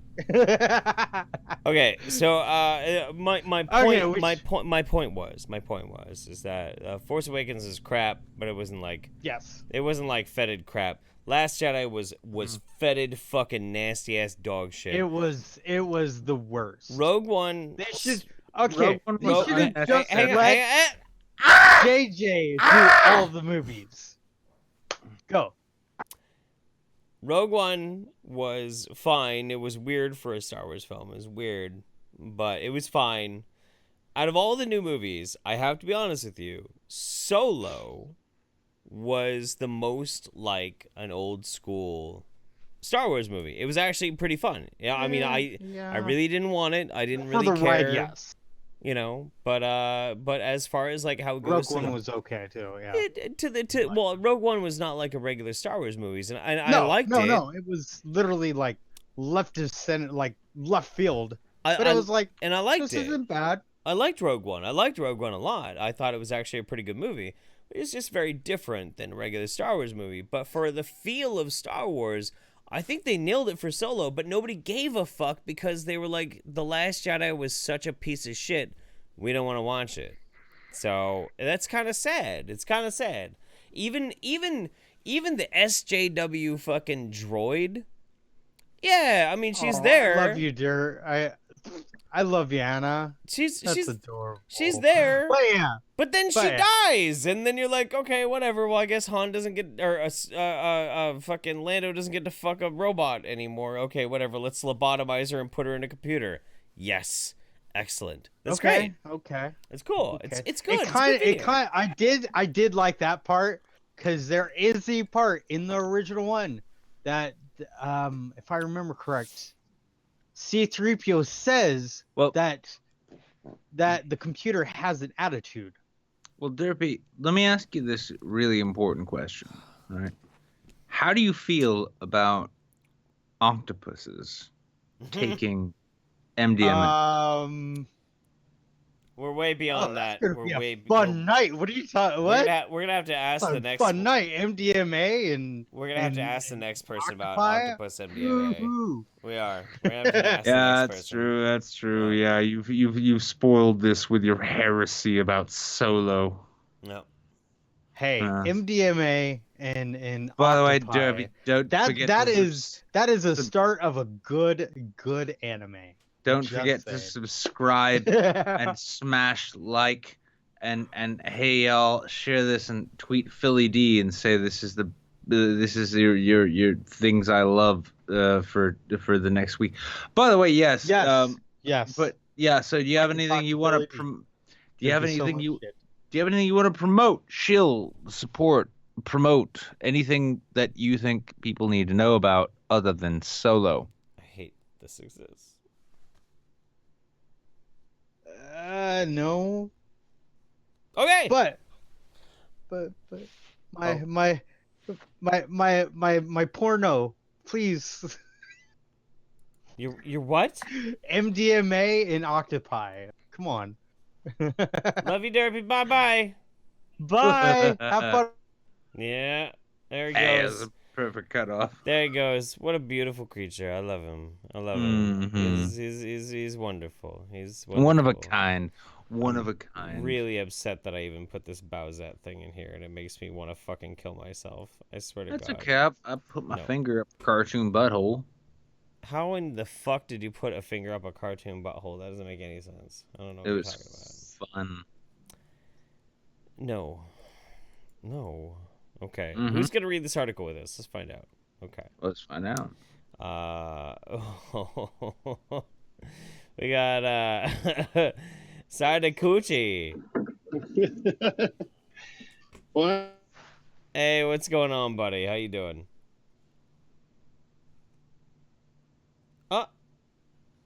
Hello. Oh no. Here, let me try and pull him again. I dare you to karaoke "Hello" from the other side right now. Hello. Is it me you're looking for? All right, there we go. For some Excellent. odd reason, it kept trying to kick me back into the waiting room. One second. Excellent. Thank God, man. Thank God. Okay, so are you ready to tackle a stupid article with us? Sure, let's Okay, go. Let's do this shit. Who's doing this one, Nick? You or me? You got this one. Okay. Octopuses get very friendly when they're on MDMA, study reveals. Normally antisocial creatures, octopuses become very social indeed when exposed to the party drug, also known as ecstasy. No. Now, octopuses Oh. are mostly solitary creatures who rarely spend time with each other, preferring to keep their own company other than during mating. That's just like me. But as in humans, when the when the octopuses receive a dose of MDMA, also known as the party drug ecstasy, they become very social indeed. Neuroscientists from Johns Hopkins University in the U.S. conducted the study and published it to the journal Current Biology and say that it reveals something profound about how our brains work. We have to stop here. We have to stop. So, okay. I know a little bit about how the scheduling of drugs works. And when you have a drug, I believe MDMA is on Schedule 3? I want to say it's on Schedule 3. It's either Schedule 2 or Schedule 3. Schedule 1 means you can't even test anything on it. But, 2 is highly regulated. So marijuana, which is Schedule 1. Yes. Okay.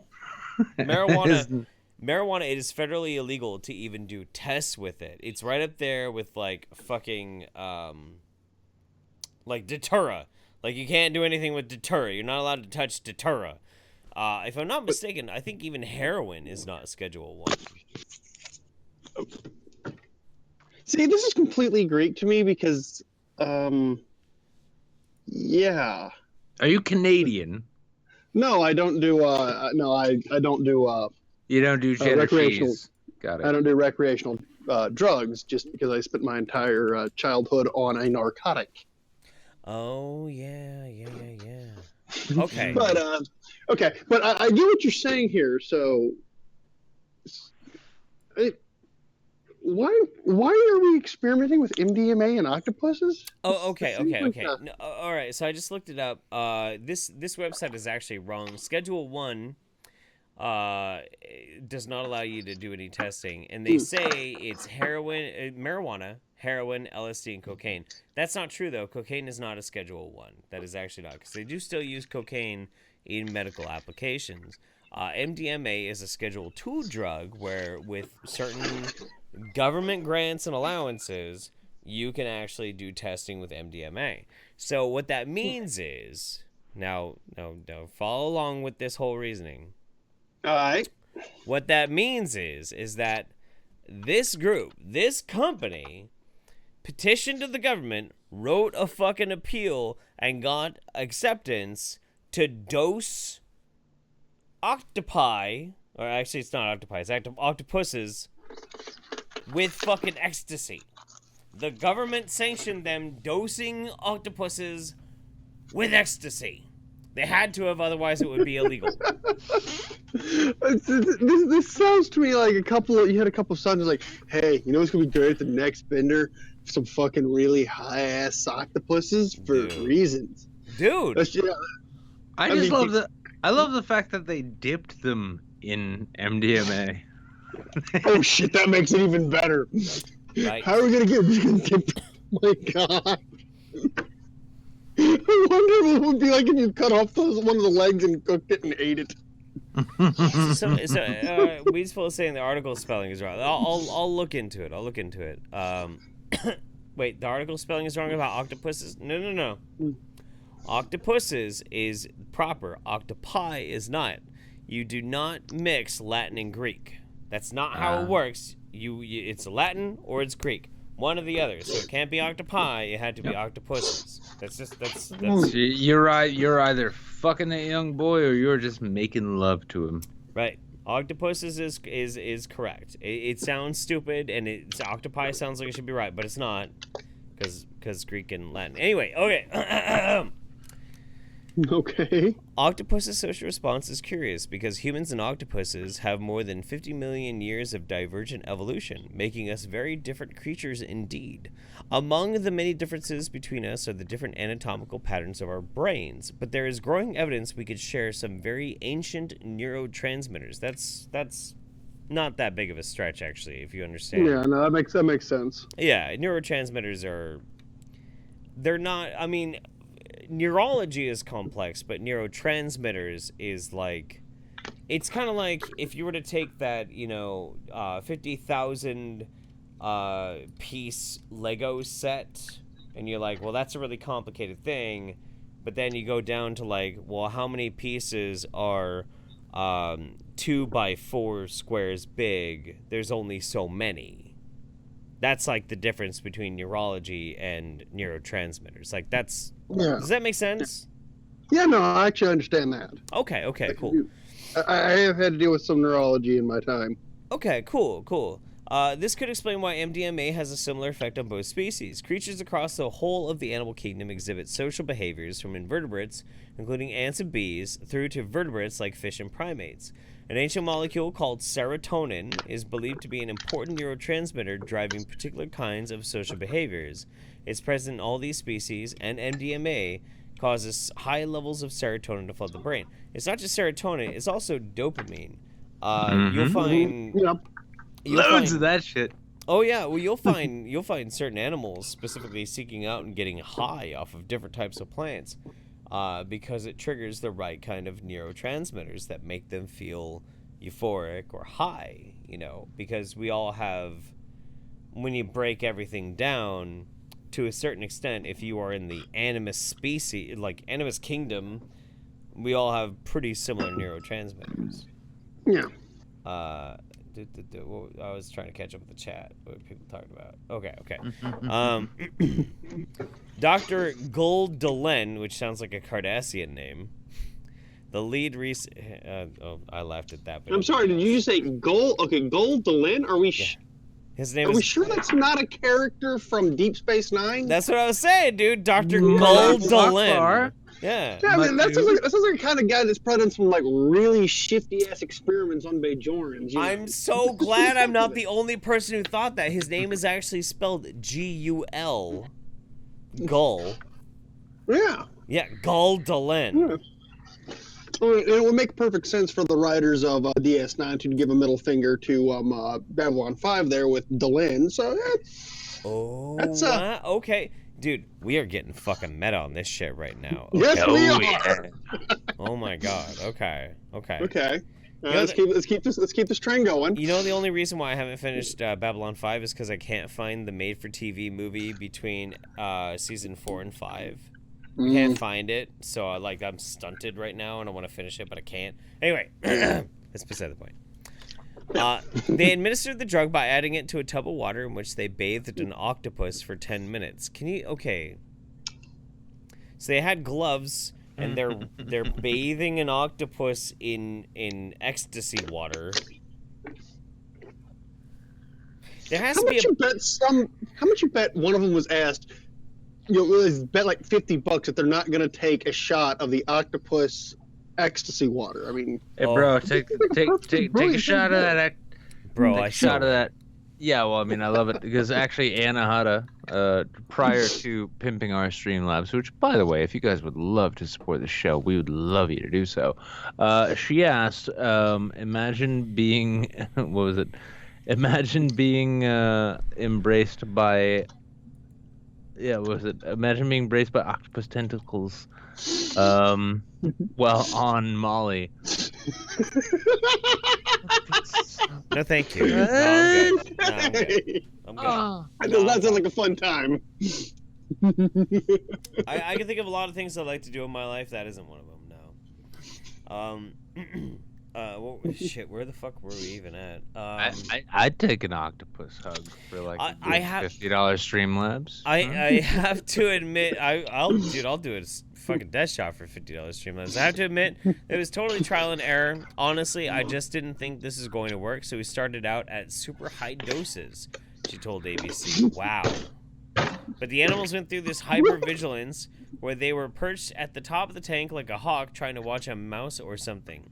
The team then rapidly pulled back the dose, and the results were very similar to humans. Wait, so they started this out by hyperdosing the fucking octopuses, and the octopuses got so fucking high that they crawled out of their tanks and were perched on top of it, looking at shit like, what the fuck is going on? I just want to hear. I just want to see the report from like the researcher being like, well, here's the thing. Like, it was really hard to pay off these student loans. I was getting worried, so I went and I bought a full big dose, like big shipment of MDMA, and no one would buy it. So I figured, fuck it, I'll give it to the octopuses and see what happens. I want to see it. I hope to God there's video of the octopus just sitting on top of their tanks, just staring at the side. Just like, man, you don't understand what I'm seeing. I look a little feminine right now. Oh, well, that's only because of all the fried food, Jeffrey. Tits will happen. Yeah. You can't hold that against anyone. Anyway, except yourself. I love it. One fuck Canuck says, I've been that high. Well, I too, sir, have clutched along the top of an enclosure featuring small mammals saying, I have nothing in common with these things. What are they doing? Okay, instead of reaching out to touch objects with one arm, the octopuses would reach out with 6 to play with a flower pot and appeared more relaxed in their posture.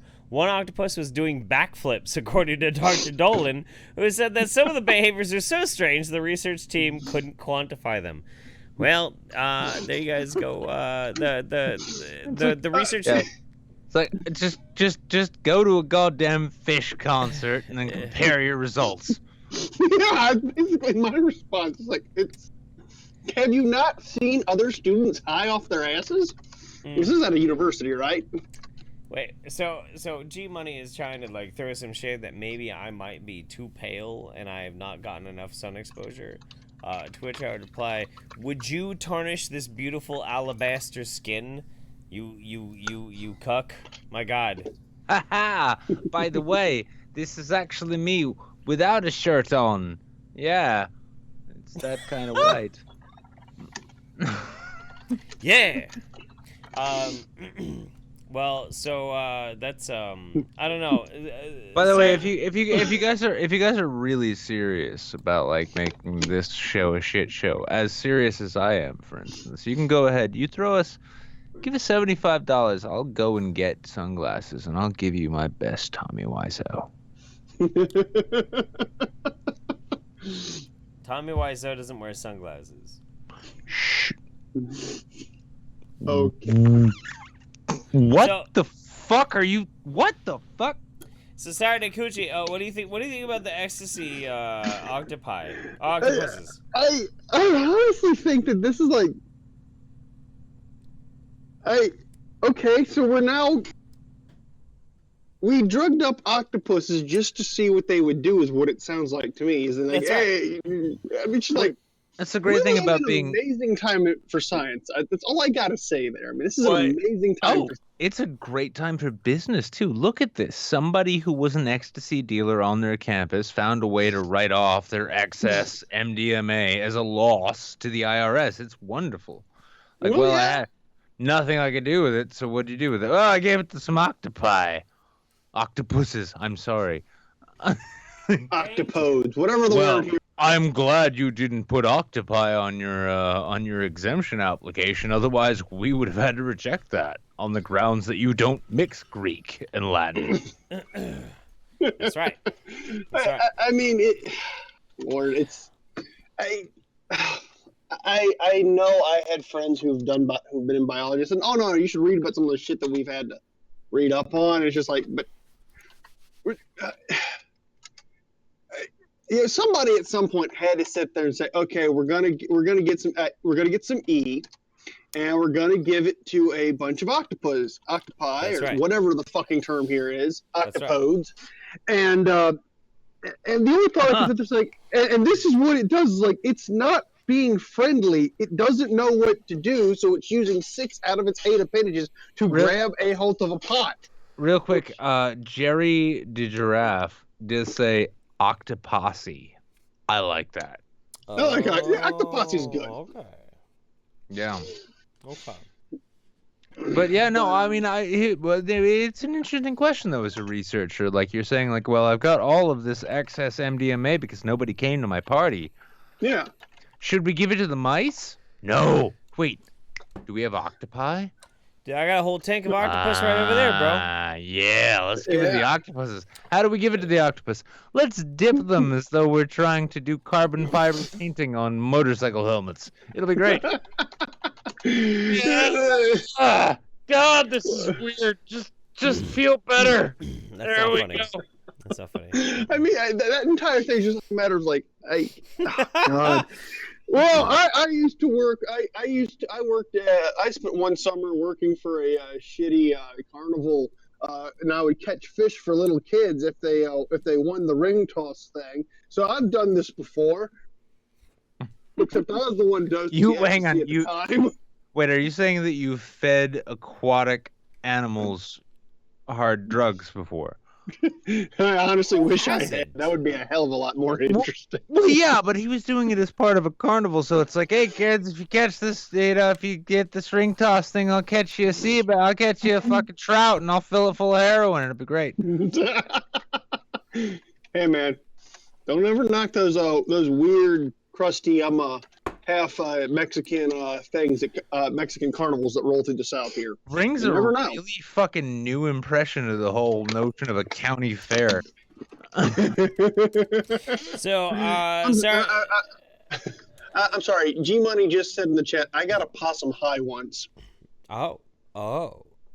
Who has come at me with that shit? I got a dead possum high one time. How about that? Yeah, that's right. I picked that bitch up off the road. I brought it home. I kept hitting my bong, and I blew the hits in its face. And you know what it was? It was dead. But it was also Tristan Blanchard is asking, what does Jeff look like, the manager of a Nashville gentleman's club? Welcome everybody to 25-cent Pamps Mondays. First up on the main stage we have Taekwondo. Back on the backstage we have Lollipop. Yeah. Oh, I know, man. I can totally do it. I'm sorry. Yeah, it's like we all missed our callings. Dude, right? Yeah, no. If somebody had told me that I could that if I got a degree in biology, I could fucking dip octopuses in ecstasy, I probably would have gone into biology instead of history. I would have been one of those. All sorts of shit in ecstasy, all sorts of things. It'd be the classic. Yeah, it'd be the classic thing. Like, oh, I'm sorry, I didn't know I was supposed to wear gloves. By the way, you were amazing. Yeah, that's about the size of that one. He's like, I I'm gotta just pee. That's okay. Oh, he's going to get his octopus in his big tank of MDMA. I'm glad the show went this way. I mean, you know, it's just like, yeah, we're all about to bond with each other in ways we hadn't expected. It's gonna See, be it's like, wonderful. but this does bring up the question: if you get hit up by, if I get stopped for like by a cop and he's found that you have like 16 gallons of Molly in your bag, so he's like, no, officer, I am a scientist and I'm going to use this Molly to see what its effects are upon various aquatic creatures, starting with my pet turtle. You have to understand. You have to understand, officer. Like this is for experiments on lobsters. Yeah, that's right. I saw it in chat. And then the thing is that when you give lobsters MDMA, they realize how dirty their rooms are, but how fallow their relationships are as well. All of a sudden, they feel the urge to call their mom, but they can't because they don't have phones. Or hands. The Or weird part's when they hands. cleaned the entire while I wasn't looking. I mean, that was the strange part. That's the saddest thing is that with the new iPhone 10, it doesn't have a claw ready button so they can like burble out, call mom. Apple needs to work on that. More inclusivity for the for lobsters. It's a terrible thing. At this point, like Sam Harris will never talk to his mother again. Yeah. So what do you think, though? I mean, is this worthwhile research? Is this something we need to do more of? I'm sorry. I think this is great research. We need to do more of this. I think you need to actually. If they did this research at the university near where me and Mecca are at, I'm. You would pretty sure identify suddenly as an octopus. You'd be like, I'm an octopus. Absolutely. Not only would I identify as an octopus, I'm also pretty damn sure that I love rusted root. And I'm also pretty sure that the local hospital's ER would take up with a lot of overdoses overnight. We live in a place where these kids don't understand that. So I can drink an entire bottle of Everclear, and that's a great idea. Then they don't understand that you probably shouldn't do it, and then try to walk. So, yeah, probably a bad idea. Yeah. Sarah Takuchi, we gotta get. What do you want to show, promote, put out there into the world? I got nothing tonight. Yeah. Okay. I've been working a little bit too hard recently, but hey, the company needs me and it pays me money. You know what? But you and the lady are just the sweetest people, and we love you to death. You're fucking wonderful. Thank you very much. So, but thank you. That's. I feel like I have learned much tonight about ecstasy and its relationship with sea creatures. Yeah. And I now want to see what happens if. Yeah. Now I think we should see what would happen if we give some ecstasy to a blue whale. See what that'll do. It'd be a class. No, we need to keep going on the way they've been going, and then we can see that SpongeBob episode where it's like, SpongeBob, I've been wrong about you. You're awesome. Well, we love you.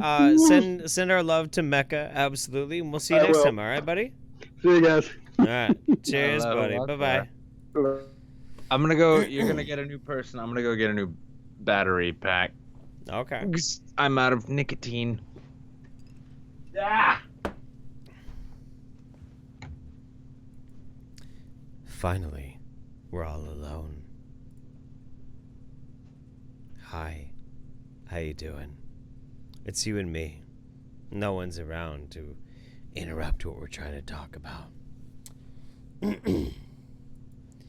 I know we've been having to hide our love affair for a while.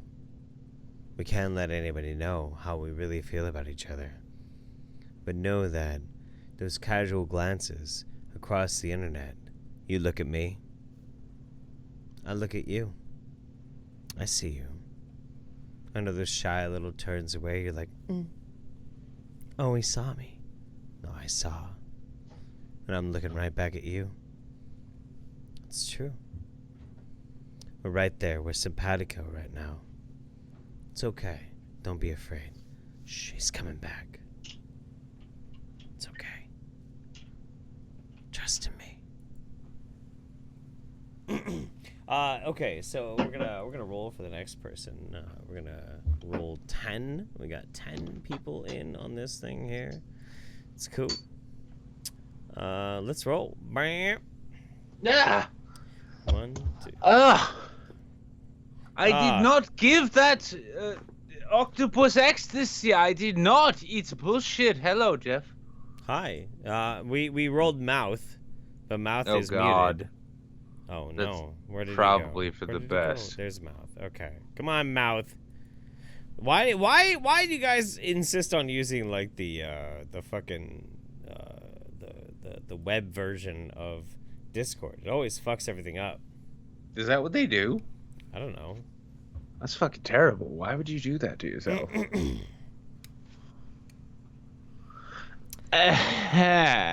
Mouth. Yes, by the way, for anyone who's curious, this is the writer of older erotica that Mouth. has Oh been my read. god. We're gonna try you one more time, man, and if not, we're gonna re-roll. Mouth. I think you're a mouth now. Are you up in my... Oh my god! What the fuck? Are you up in my guts? I can't really tell now. Kind of had a lot of people up there. So at this point, it's kind of one of those roll of the dice things. I'm gonna have to re-roll, man. I have to get. Oh, yeah, no. we're gonna have to re-roll. Are we I'm gonna sorry, get buddy. somebody new? I'm sorry. We'll get mouth in next time once he figures out what just happened. It's fine. It's George Bourne clogging up his fucking microphone. Oh shit! Wait, hang on. We've never had this person on. Hey. Wait, we have the mouth and the undead. Well, if mouth figures out his shit, but the undead Christ. Hello, sir. Hello. Did you fuck this up, Jeff? No, I didn't. They're in. They're in. They're totally in. Very possible. Uh-oh. Wait. What just happened? So we just had... Hello? Hello? Hello? Oh, How goes Dick. it? Can you hear me? Oh, we're Yes. speaking. What planet are you on? I have the Discord app, you Yes. Thank God. Okay, beautiful so human being. the Discord app works way better than Why do I the... never know what to press? I push to talk, I fuck with it, and then like you guys are like, where are you at? Okay, well, we like, have I'm mouth, but do we also have the undead Christ? Because I haven't heard you yet, buddy. I heard him. Can you hear me now? Yes. Oh my Hey! You know what? We're going 2 for Tuesday. Oh, action. Yeah. It's not Tuesday. Wednesday. It's a straight up Wednesday foursome. All right. You know what? When Trying to speak. Yep. There you go. All right. I hear this weird alien you sound. hate all my music, Jeff. And okay. Yeah, so man. We're good. We got this figured out. Everything's fine. Good. Got a bit of delay. That's fine. Well, wait. So do you hear us through Discord or do you hear us through the stream? That's the question. Because if you hear us through the stream, you need to mute the stream and figure out your Discord to hear us straight through the Discord. That's the main thing. Mine always goes to the Discord, and then when I try to go back to the stream, it's like I got two going at the same time. Through the stream.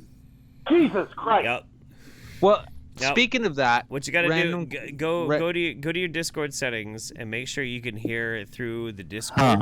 Let's see. And then mute out. Let's see if I can figure this fucking shit out. Yes. Yeah. Now, in the yes. meantime, it's because I heard the JC question mentioned. I was, The Jew question.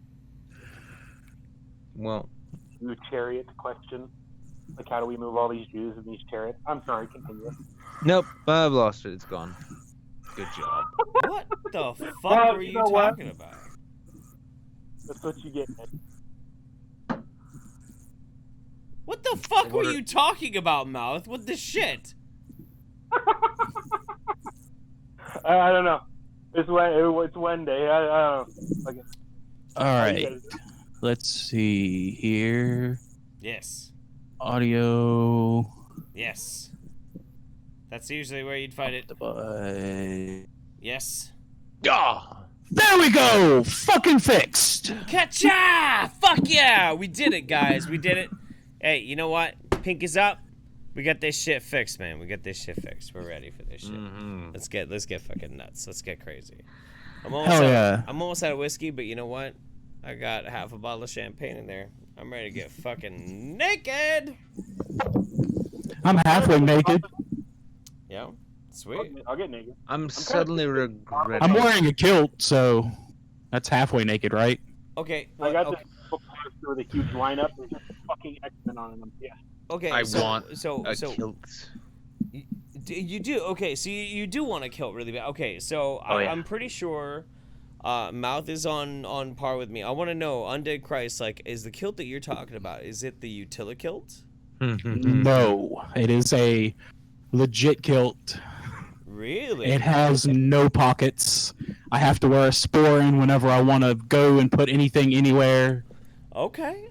You're like the oppressed woman in 2018. No pockets. That just Right. reminded me. A friend of mine gave me a black Utila kilt, and it didn't fit, and I don't have it anymore, and now I've lost 50 pounds, and it probably fit. Fuck. Well, And that'll utility kilts are so fucking expensive anyway. They are. They absolutely are. So I bought a Utila kilt.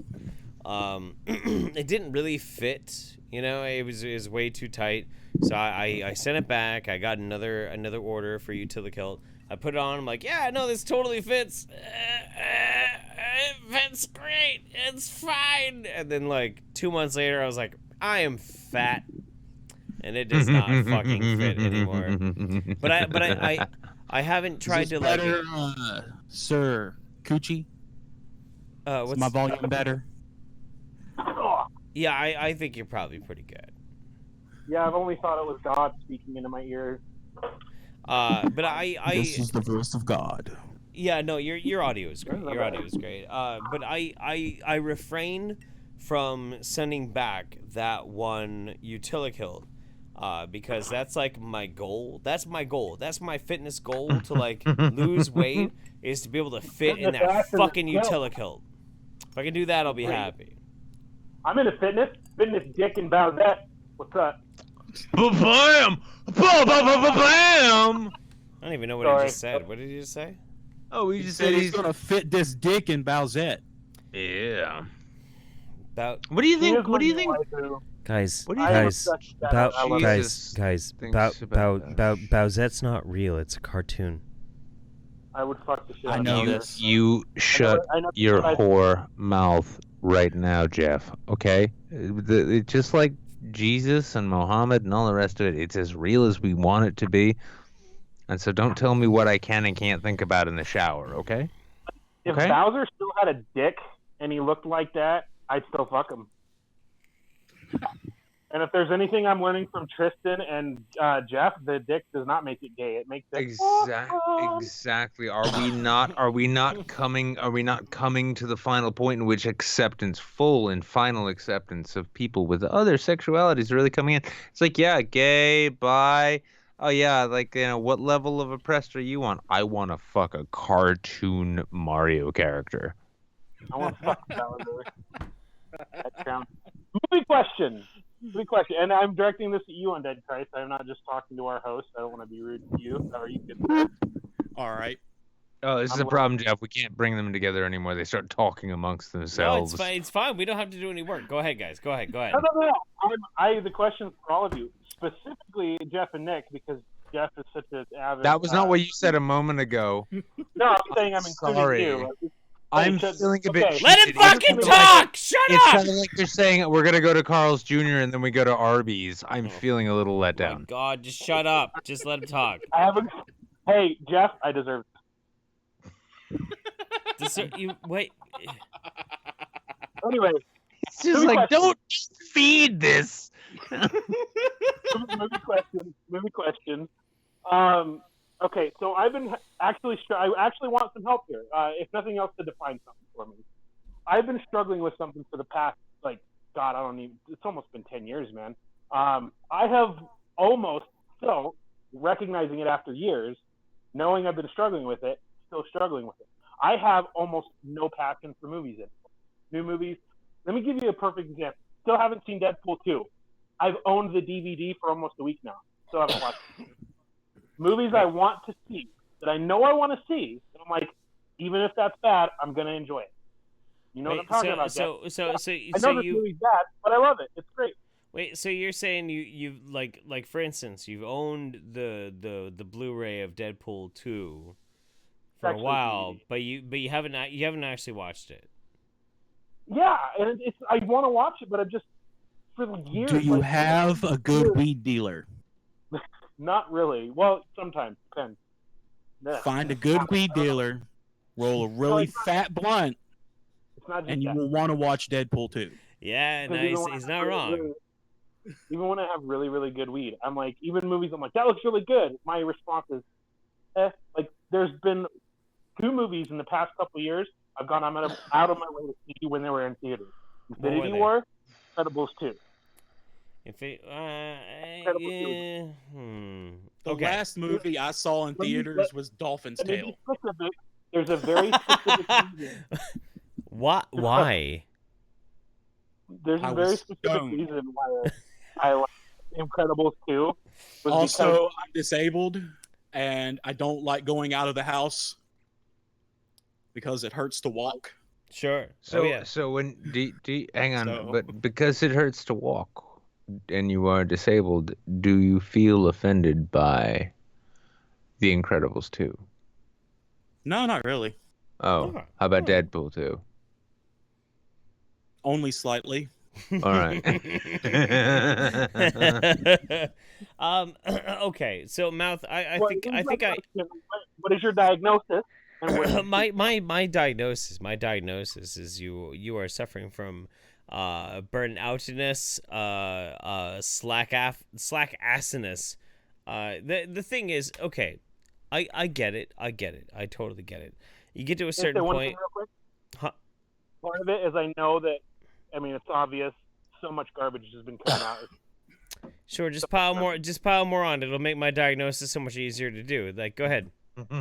Continue. No, I'm waiting for you, bitch. I'm done. I swear. Okay. All right. Quick change of topic there, guys. Jeff, What's earlier you were talking about your psilocybin fetal syndrome. That's you right. You said that mezcal isn't an alcohol. Oh It no, is. no, mezcal could absolutely be an alcohol. Absolutely. Mezcal is tequila that's not made in the correct Oh. states to be called tequila. You are absolutely right. You're absolutely right. Absolutely. I think you were thinking of mescaline. Yeah. No, I actually I remember very distinctly, like, I conflated those two, and I was like, shit, I hope nobody noticed that. And then you did. So thanks. Totally. That's cool. Totally That's noticed cool. it. That's good. By the love way, my real mezcal, quick, man. Jeff, I love your my fans mezcal. come onto your stream and interrupt your stream of thought just to correct you and make you feel foolish. Aren't you glad with the career choice you've chosen? No, it's it's totally it's 100. It's wonderful. It's wonderful. well, with this though, we did actually just get a chat mention there from Anahata Hearts, who said, donate if you want the boys to round out the show with some Amazon reviews. Now, I'm sure there are plenty of holistic medicine products that we could review on this show, but You're welcome, bread PB&J. I'm glad I make you drink. All right. Okay. This is what we're gonna do. We're gonna hang out with these two a little bit longer. But Nick, while we're talking with them, you and I are both going to, because you have a Yes. wireless. You're gonna go and find a product on Amazon, and Oh, I'm gonna I go find will a product find- on Amazon. And while we're hanging out with these guys, we're gonna find this while we're talking. So, but okay, so I want to talk a little bit about Mouth's problem with burnout when it comes to movies. I feel you, buddy. I feel you. I don't think there's anything wrong with you. I don't think there's anything wrong with you at all. I feel like There's a fever pitch right now in Hollywood trying to find, desperately trying to find, like the next big thing that's going to be a very viable IP. Like we saw this happening all throughout the 2000s. You had things like Harry Potter. You had fucking The Transformers. yes, dude, the Transformers. You had Lord of the Rings. You had all these and like the resurgence of now fucking Star Wars. But people don't understand that like this doesn't really fly in this day and age. Like the resurgence of like big large IPs are all falling by the wayside. So really, By the way, Jeff, check your DMs. I'll check my DMs in just a second. The discerning moviegoer needs to really start digging in deep into things that are otherwise not readily accessible. For instance, I would highly recommend anybody go and watch Oblivion. Not Oblivion. Shit, what's it called? It's got Natalie Portman in it. Fuck. V for Vendetta? No, it wasn't. Black Swan? No. The Professional? God damn it. Natalie Portman. Star Wars Episode 1. I want to fucking murder all of you God, right no. now. No, come on. No, wait. Annihilation. Well, me and Nick are on the East Coast. So No, I'm serious about this. Annihilation. Nobody saw this fucking movie. Everybody was like, we need good, strong female characters. We need good, strong feminist characters. Annihilation, the entire cast of Annihilation is super strong, awesome, badass, smart scientist or soldier women. The whole cast is nothing but like the cream of the crop of badass fucking women. And nobody fucking watched the goddamn movie! Nobody fucking watched it! And it was a great movie. It was incredible. I'm gonna watch it tonight. Nobody watched it! And it was... I'm gonna watch it tonight. It was fucking amazing. Annihilation. Go watch Annihilation. Go fucking watch that tonight, movie. totally. It was so good. Anyone who screams that loud in my ear deserves me to watch that movie. Oh my god, that movie was fucking incredible. Incredible, dude. Whenever I get burnt out on new movies, I go back and watch old Oh my shit. God, Like, Me too. I go back and watch SLC Punk. Go back and watch It's Six String Samurai. Like, I love shit like that. SLC Punk is my top movie. I Oh, love it. that's a wonderful favorite. You boost You up the level. you I so was remind me of just Heroin Bob, Jeff. So much. Fuck yeah. Every yeah. time I watch one of your taking down of like anti-vaxxers and shit, I'm picturing you with a big freaking mohawk. You know, if I ever cut my hair, I'm probably gonna cut it into like a Heroin Bob mohawk too. You know what's funny Dude. is when I went and visited my dad, I actually I went miss to- my mohawk. It was at one time 3 foot tall. Oh yeah. What's up, Mouth? What are you saying? Nothing. I'm good. Hey, No, sure. what'd you say, man? No, it's fine. I'm moving on. I'm done with that. You're Done talking with about that? movies. We've moved You're on. talking about- We've you moved talked about on. movies. And Let's there was one I was thinking of. You had Amazon. Okay. let's we got, keep wait, we let's got okay. keep the Let's mouth of the mouth. let's give each of you guys a moment to put out something into the world. Let's start first with Undead Christ. Anything you want to put out there into the world? Anything you want us to shill or promote, man? Yeah, my buddy's band, the Bottom Feeders. Yeah. I'm actually getting to do a cover of Teenage Bottle Rocket Rebound with them this weekend at Fear on the Farm. It's a local horror festival type thing. Okay. Yeah, it's pretty fucking awesome. Cool. Can you toss me a link on Discord? If I can figure out how. If not, I'll shoot it to your DMs on Twitter. Yeah, you can always do that, brother. It's all good. So, Mouth, what about you, buddy? You want to toss anything out into the world? Get yourself a squatty potty, first of all. Yes, bitch. This Yes. this episode of MidWeek Saints, by the way, not brought to you by Squatty Potty. If you would like to see Squatty Potty become a sponsor of this show, You should please tweet 'em. feel free. Tweet them, email them, go to their website and check out their customer service contact us links, and then email them immediately with links to anything other than this show. You don't want them to know what they're sponsoring. How do you know? Yes, I know. For a company that offers people a better way to drop a deuce, you would think they'd be open, but they're not. No. What do YouTube think? Such a Brought to you shame. by Sleeping Right. All right, but Mouth, what do you want to put out there for us, buddy? Aside from that, I always like to show my buddy's YouTube channel because it's got some of their original music. Okay. Not the band is the Nomads, but the YouTube channel is Gangles1000. Gangles 1000. Other than that, things to feel. Keemstar did 9/11. Keemstar did do 9/11. Yeah, I would agree with It that. really did. Yep. Hey, so Mouth, send me a link on Discord with all that shit. And the both of you, we love you very much. You guys are amazing. You're princes. We'll talk to you Allahu soon, okay? Akbar, my loves. Pizza. Please Yes. Later on, guys. All right. Cheers, guys. Pet your own fantastic coiffeurs. Yes. Well, we have okay, Nick, We need to get one more guest round in, otherwise it's and like not because fun. we have to we gotta figure this out because we have one more article that we have to look into. It's the one that It's I true. sent you. Yeah. Right. Yeah. So we need one more guest We to need one come more in. guest, and then are we? Did you want me to do? Do you want me to do a review of this thing that you sent me? Yes. Okay. All right. Yes. Nah, it's fine. I'll do that. Okay. Yes. So we're gonna roll one more time to see who is going to be joining us on this next bout of random dog shit that we're doing. Oh my god. Yes, it's called a show. Yeah. Yeah. All right. The greatest thing about the show on Twitch is that it's a bit like stepping in a bit of dog shit on Hey, the sidewalk. we're You didn't gonna- expect we're- it, but it we're- happened. We're gonna get my buddy Goose in here. Me and Goose have known each other for a fucking while. How's it going, Goose?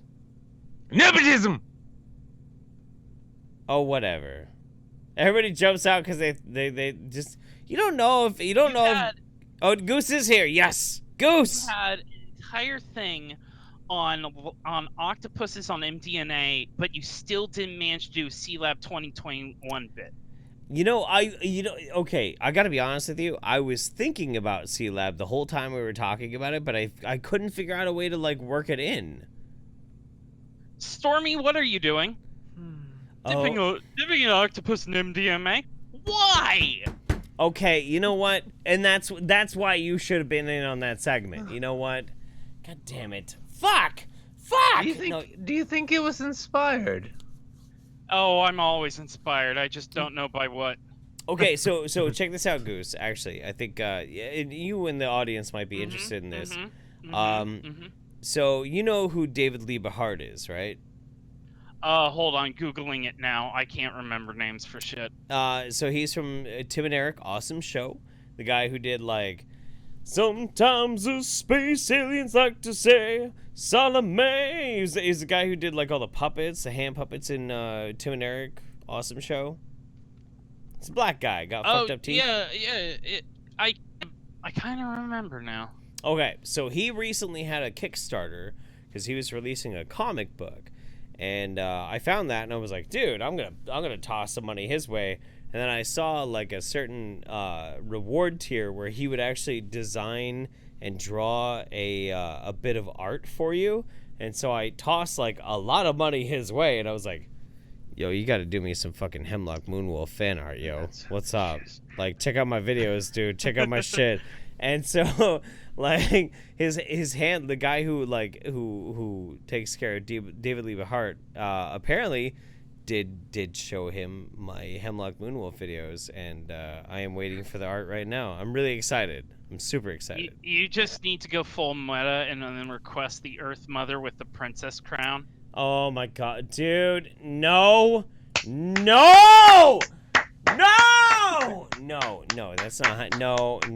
not happening. Anyway. Make it happen. Make it happen. No. I'm not talking to you, Jeff. I'm talking to all of the people who are watching. Make it happen. I'm glad I can. Okay, I'm glad I can mess up the. Sorry. I am glad I can mess up the formula in my own little way. Okay, okay, fine. I'm not gonna yell like the neighbors are gonna think that we're having a domestic dispute. It's fine.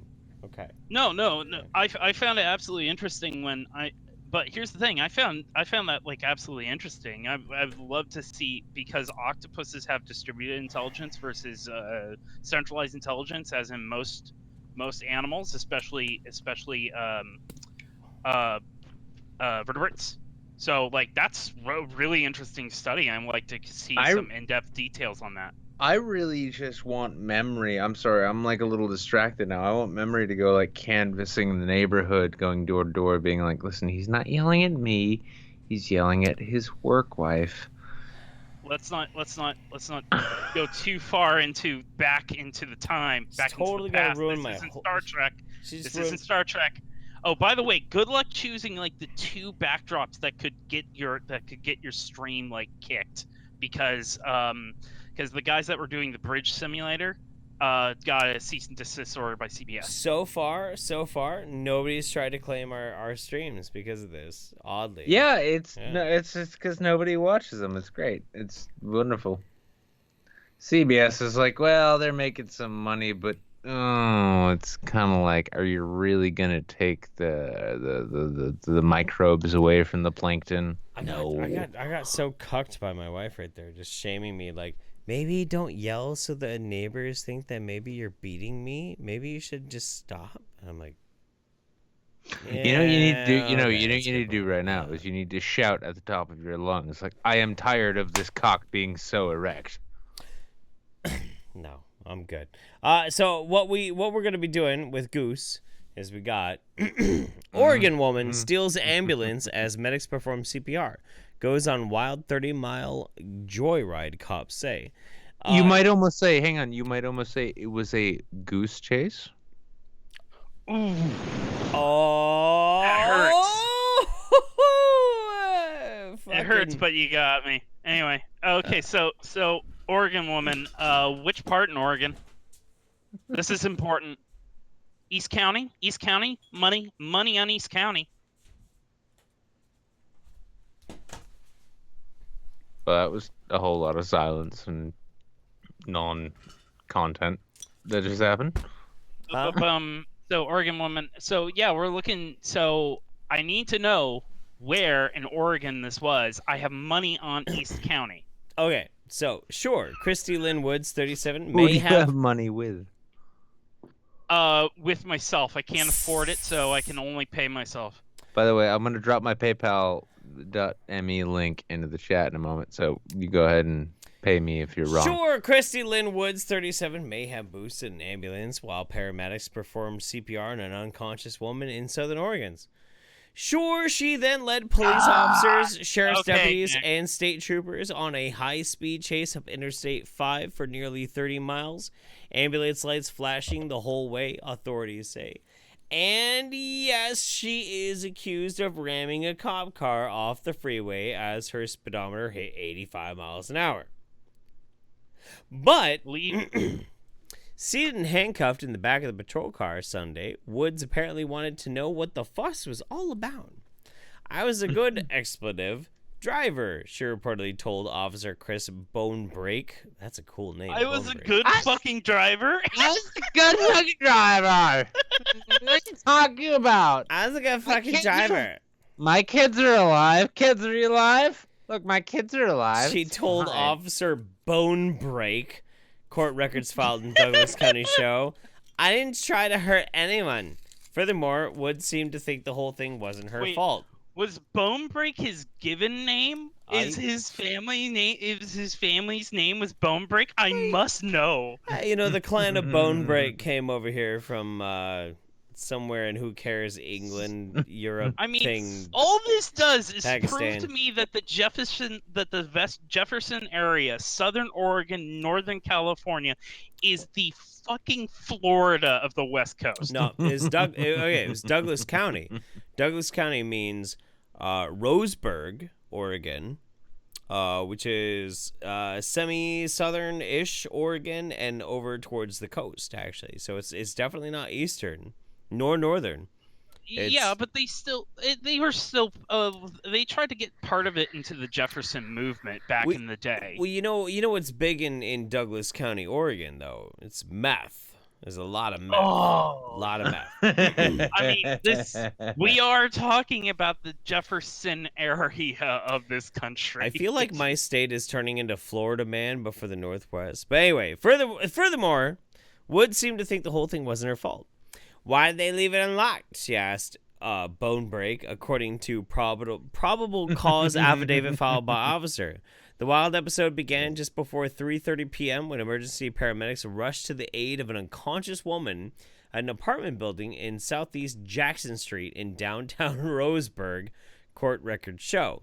As the medics attempted to revive the woman, police said Woods, a local with a lengthy and colorful rap sheet, apparently came across their ambulance parked outside on the street. No bother, Woods decided to fire up the engine and take off, police said. The medics, who needed to take their patient to the hospital, returned to find their emergency vehicle missing. So, what's the problem? There's a running car. I figured I'd just take it home and they could find it in the morning. It's like an Uber, right? Aren't ambulances like Uber? I'm sorry, I didn't know. I mean, she's basically treating an ambulance like the scooters, but without the need for the smartphone. Woods reached speeds of 85 miles an hour as she raced north on I-5. Court's records allege. At one point near milepost 130, she rammed a state police cruiser and was driving in front of the ambulance in an attempt to divert traffic. The collision sent the cop car careening into the highway's wire meridian, which shaved the light bar off the top of the vehicle completely and shattered the windshield. There was so much dirt and debris from the crash that I could not see the roadway for about a second, wrote Bonebreak, who was tailing the suspect. The trooper inside suffered minor injuries.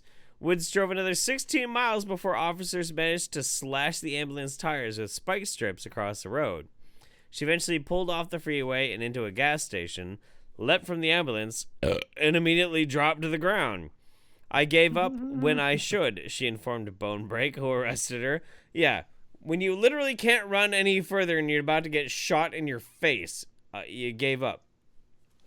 Okay, so Good what for you. milepost was that again? 16 miles north from, I want to say, 130. So about like milepost 146. All right. Gosh darn it! Maps isn't smart enough to give me mile postings. I mean, even if I just Google it, it only looks at exits. It's like halfway between Roseburg and Eugene. Yeah. On I-5. Yeah. It's like some Gold Hill kind of shit or whatever. You know, maybe Sutherland or something like that. Pretty bad. Bonebreak was definitely not prepared, my dudes.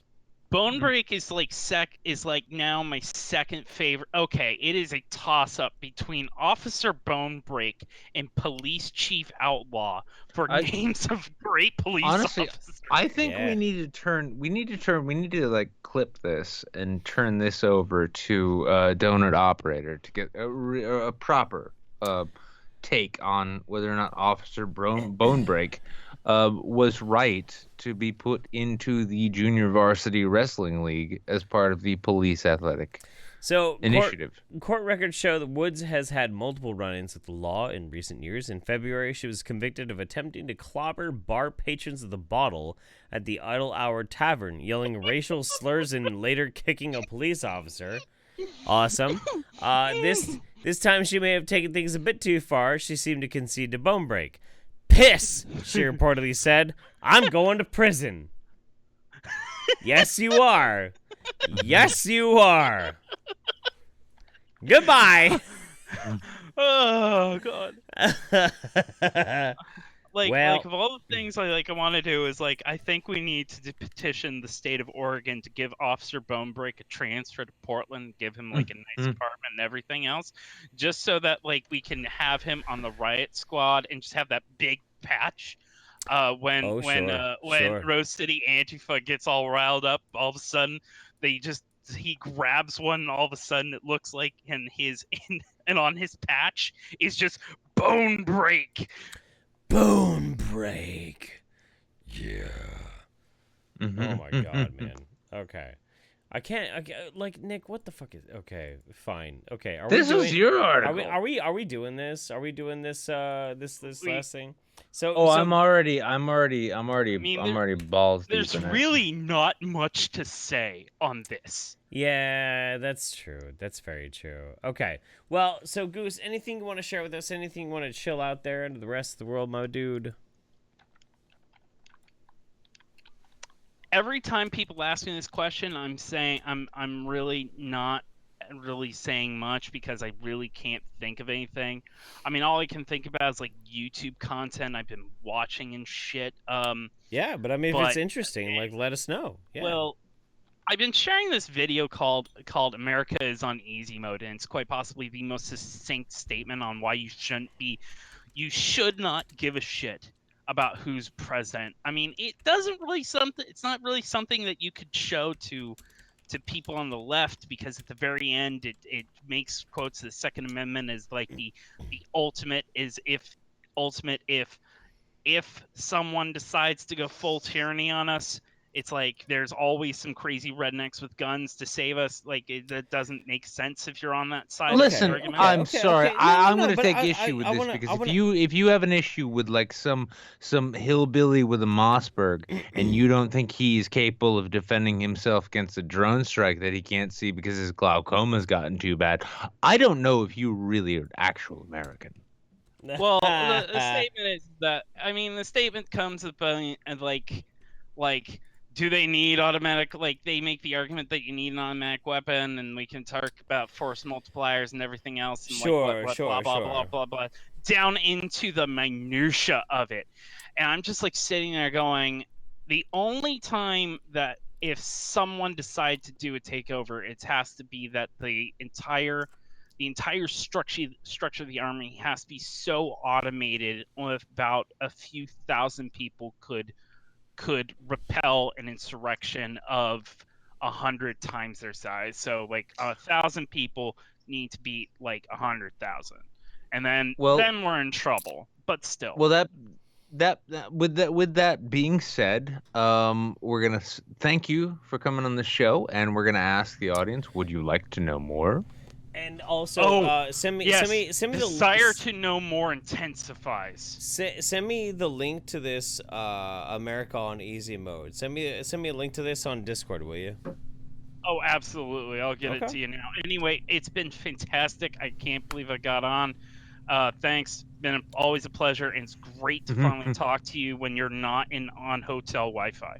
Oh, dude, I know. And you know what? Hey, buddy, I'll be up in Portland again, at least sometime within the next like month and a half, and we'll hang out. All right? Well, here's the thing. Like, I'm gonna be getting like Fridays and Saturdays off. So if you want to hang, I can actually drive my ass down to Eugene if you want. Well, you know, unfortunately it's gonna be a Sunday, but like October 14th, I'm doing a thing for Alzheimer's and whatnot. But like, we'll figure it out. Like, I'll be there at the night for sure. Like, I will like I will be like, I'm getting a new job and I'm off at 7:30, so I can haul my butt down there. Okay. Well, we'll try and make this work, actually, one way or the other. But we'll hang out again soon, okay? Because we've hung out like 3 or 4 times at this point. We'll hang out again, okay? You're just too good to me, man. Fuck you. Send me the link to that video. I want to see it, okay? And we'll talk to you again soon. All right. Sure. Cheers, buddy. And it's a genuinely hopeful thing, hoping that he actually makes it to the Alzheimer's run, because this next Alzheimer's run is a really fun one. They really want to get into the spirit of things, so they're going to continue running until they've forgotten where they started. Ugh. Don't be a dick. Oh my god. I have what to the be. Fuck. That's bad. It's bad. Are we doing this? Are we actually doing this? Are we doing some consumer advocacy? No. Here's the thing. I've already done mine. And Wait, so if you okay, no, wait. So you need to. Can you share your screen? Yeah. And I'll make this. Okay. Yeah. Share your and screen, while I share my screen, I will I share my screen. Yes, mind. but yes, this will give you the opportunity to figure out exactly what it is you wish to say about the product that you were offered. I don't and need I to do. think about it. I can do it off the top of my head. Then, oh Christ! Wait, there we come on, there we go. Give it to me. Give it to me. Give it to me. Give it to me. Which Come on. one? I think it's that one. Is that the one? Huh? Oh, Nope, well. that's not the one. Nope. It's wrong. That's the wrong screen. That's the wrong screen. Yeah, that's the wrong screen. Indeed, it is. If you could send me No. the link, I could just put it open while you're hanging out with us. You could do that. There's a curious thing. There's a curious thing, though. What am I supposed to do with it? And where the fuck did Skype go? Don't know. DM it to me. Let's take a look here. It's bound to be here eventually. It'll be fine. How's that work? Nope, that's not the one. Nope. Gonna have to try something else. That is 100% not it. Let's try another one. See if it works. It's fine, I know, but it's terrible at the same time. There we go. Hey, look, there we are. Oh yeah, I decided I was going to actually review the SOG Throwing Hawks axes. Yeah, that's right. What the fuck? Well, you gotta put it in that fucking. What are you doing? I didn't mean to do All right, that. there you go. Show us your review. There we go. So here's the review. The commies didn't die. I am disappointed. Okay. My short review of this is that ambulances are like Ubers for injured people. I learned this the easy way by hurling these axes into the highway traffic from an overpass that didn't have a fence on it. I call any losses on that part something that the state has to deal with. Okay. By the way, Feel that? taxation is slavery. Slavery that, in my case, makes an octagon of highway driving. But as far as these axes go, I feel comfortable in recommending them to the commuters, as they do exactly what you need them to do. As they do exactly what you need when a bitch in a Honda Civic who thinks the wing on the back makes it faster. You're welcome. Let's submit this. Okay. All right. No, that's good. It's good. That's actually. Oh, it was very good. It was very good, I felt. It was a thing. It was definitely a thing. Okay. It was an experience, and we all went through it together. Turn off your screen sharing. I'm working on it. Okay.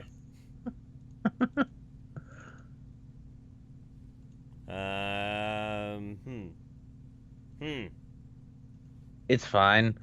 What do you have to say about those? What do you have to say about those crystals, Jeff? Sorry, I was feeling Tommy Wiseau. I didn't want to let it go. It happened. I'm sorry. So Nick actually picked out what I'm going to be writing a review on. I have to make sure that I have to make sure that what I am leaving a review does not fuck up any sensitive information. So I'm scouring everything. They got my postal We have code. That's 75 fine. viewers right now, by the way. That's more than we've had all night. I know. It's just my postal code, so I'm totally fine with that. I'm just kind of curious. No, I'm just kind of curious. Would you guys like us to continue doing Amazon reviews? Dude, fuck, I'm down. Rose quartz rough stone on metal stand, healing crystals and stones. But if we do this more often, I'm gonna have to like make a separate Amazon account to leave these reviews. I'm gonna have to. Yeah. So I'm gonna write a customer review about this rough. Oh no. How did it heal you? Everybody knows my fucking email address at this point, so it's not that big. Deal. But let me log in real quick. Okay. Well, you can stop sharing in the meantime. I did. I totally did. Okay, good. It's fine. Okay. So this is a review for the Rose Quartz Rough Stone on Metal Stand, Healing Crystals and Stones, Home Decor Accents, and Chakra Stones. We're going to give this a rating of 1 star. Okay. Add a headline. Not aerodynamic. Call me crazy, but me, the modern man, I am a dude out on the town looking for some action. I want some greased lightning to truly enhance my mood. So when I see this gorgeous pile of pink sexiness, I think to myself,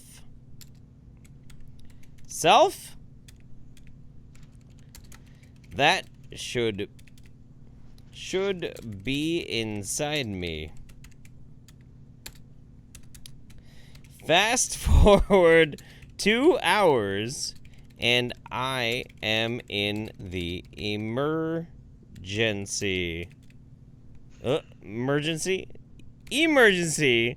room. Don't worry about have spelling. A salt lamp inside my body. Inside my asshole, blinking like Christmas Eve. I have some weird Polish doctor asking me why. To which I reply, Views. YOLO, get wrecked. And on my level, scrub lord. Oh shit, I misspelled level. My level, scrub lord. Oh god, no. Please, no, not that. To which he is devastated and commits seppuku right in front of me. 1 out of 5 bulb burnt out. How do you spell devastated? Oh, there you go, devastated. Okay. Badly, apparently. There we go. Alright, review submitted. There you go. I commit Sudoku. And everything's weird and terrible, and I don't know what we're talking about anymore. I commit Sudoku. Fuck you! Fuck you and fuck. No, it was that was perfect. I like how I had to get warned by my wife. She's like, "You're getting so loud on this show that people are gonna think you're beating me." I'm like, It's almost like we're getting really enthusiastic Am here. I beating you? I'm gonna beat your ass with my dick. Sounds like a challenge. Okay. All of a sudden, marriage doesn't sound like such a bad idea. What? Whiff of that. This is a whiff of the fucking frozen pizza. He's gonna fuck it up now. Watch. Well, fine then. Fuck. No, Nick's talking shit. I'm not. No, that sounds great. It sounds awesome. Thank you so much. Yeah, no, he did not hit that. He did not hit it. It is bullshit. I did not. So- Everybody go watch so- the movie Immortals. Yeah, and 'cause at the it's same great. time, though, here's something I want to leave you guys with. We've been trying to think of a third show to do, and fuck time slots. But you go ahead and smash one in that chat and throw money at us via Streamlabs if you would like to actually see a dedicated show to Amazon reviews, because it's kind of important. Or babbling about IMDb ratings. Oh yeah, one show. Actually, I like this Actually, idea. Judd was in the game? Yeah. Weird. Wait, the Michael Douglas movie? No, the season 5, episode 6.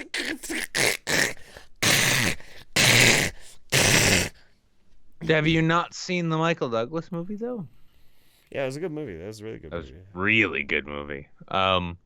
But yeah, I mean, I think maybe a show, maybe there could be a good show if we like spend half of it reviewing movies and then the other half reviewing Amazon products. Saints Review coming to you Tuesdays or maybe Mondays before Side Quest. That way we can get all of your money. I'm too naked for this shit. I'm done. Are we By done? all means, when this is uploaded into YouTube, go and check out the links that all of our wonderful, wonderful people put out there. Go and check them out. I hope they tickle your fancy as much as they tickled my fucking chotum. Is chotum a word? I don't care. Who cares? What the fuck? Are you keeping tabs? I'm not keeping tabs. Are you keeping tabs? It is now. It fucking is now. Suck my balls. You know what, ladies and gentlemen, this has been your midweek Saints. We are ridiculous, and I have completely and utterly lost every semblance of my own sense of self-worth, and completely fallen into a weird trap of utter devastation, and everything sucks, and all dead, everything's dead. Good night. Go watch The Immortals. All we needed was an extra 20 minutes to make Jeff into me. Good night.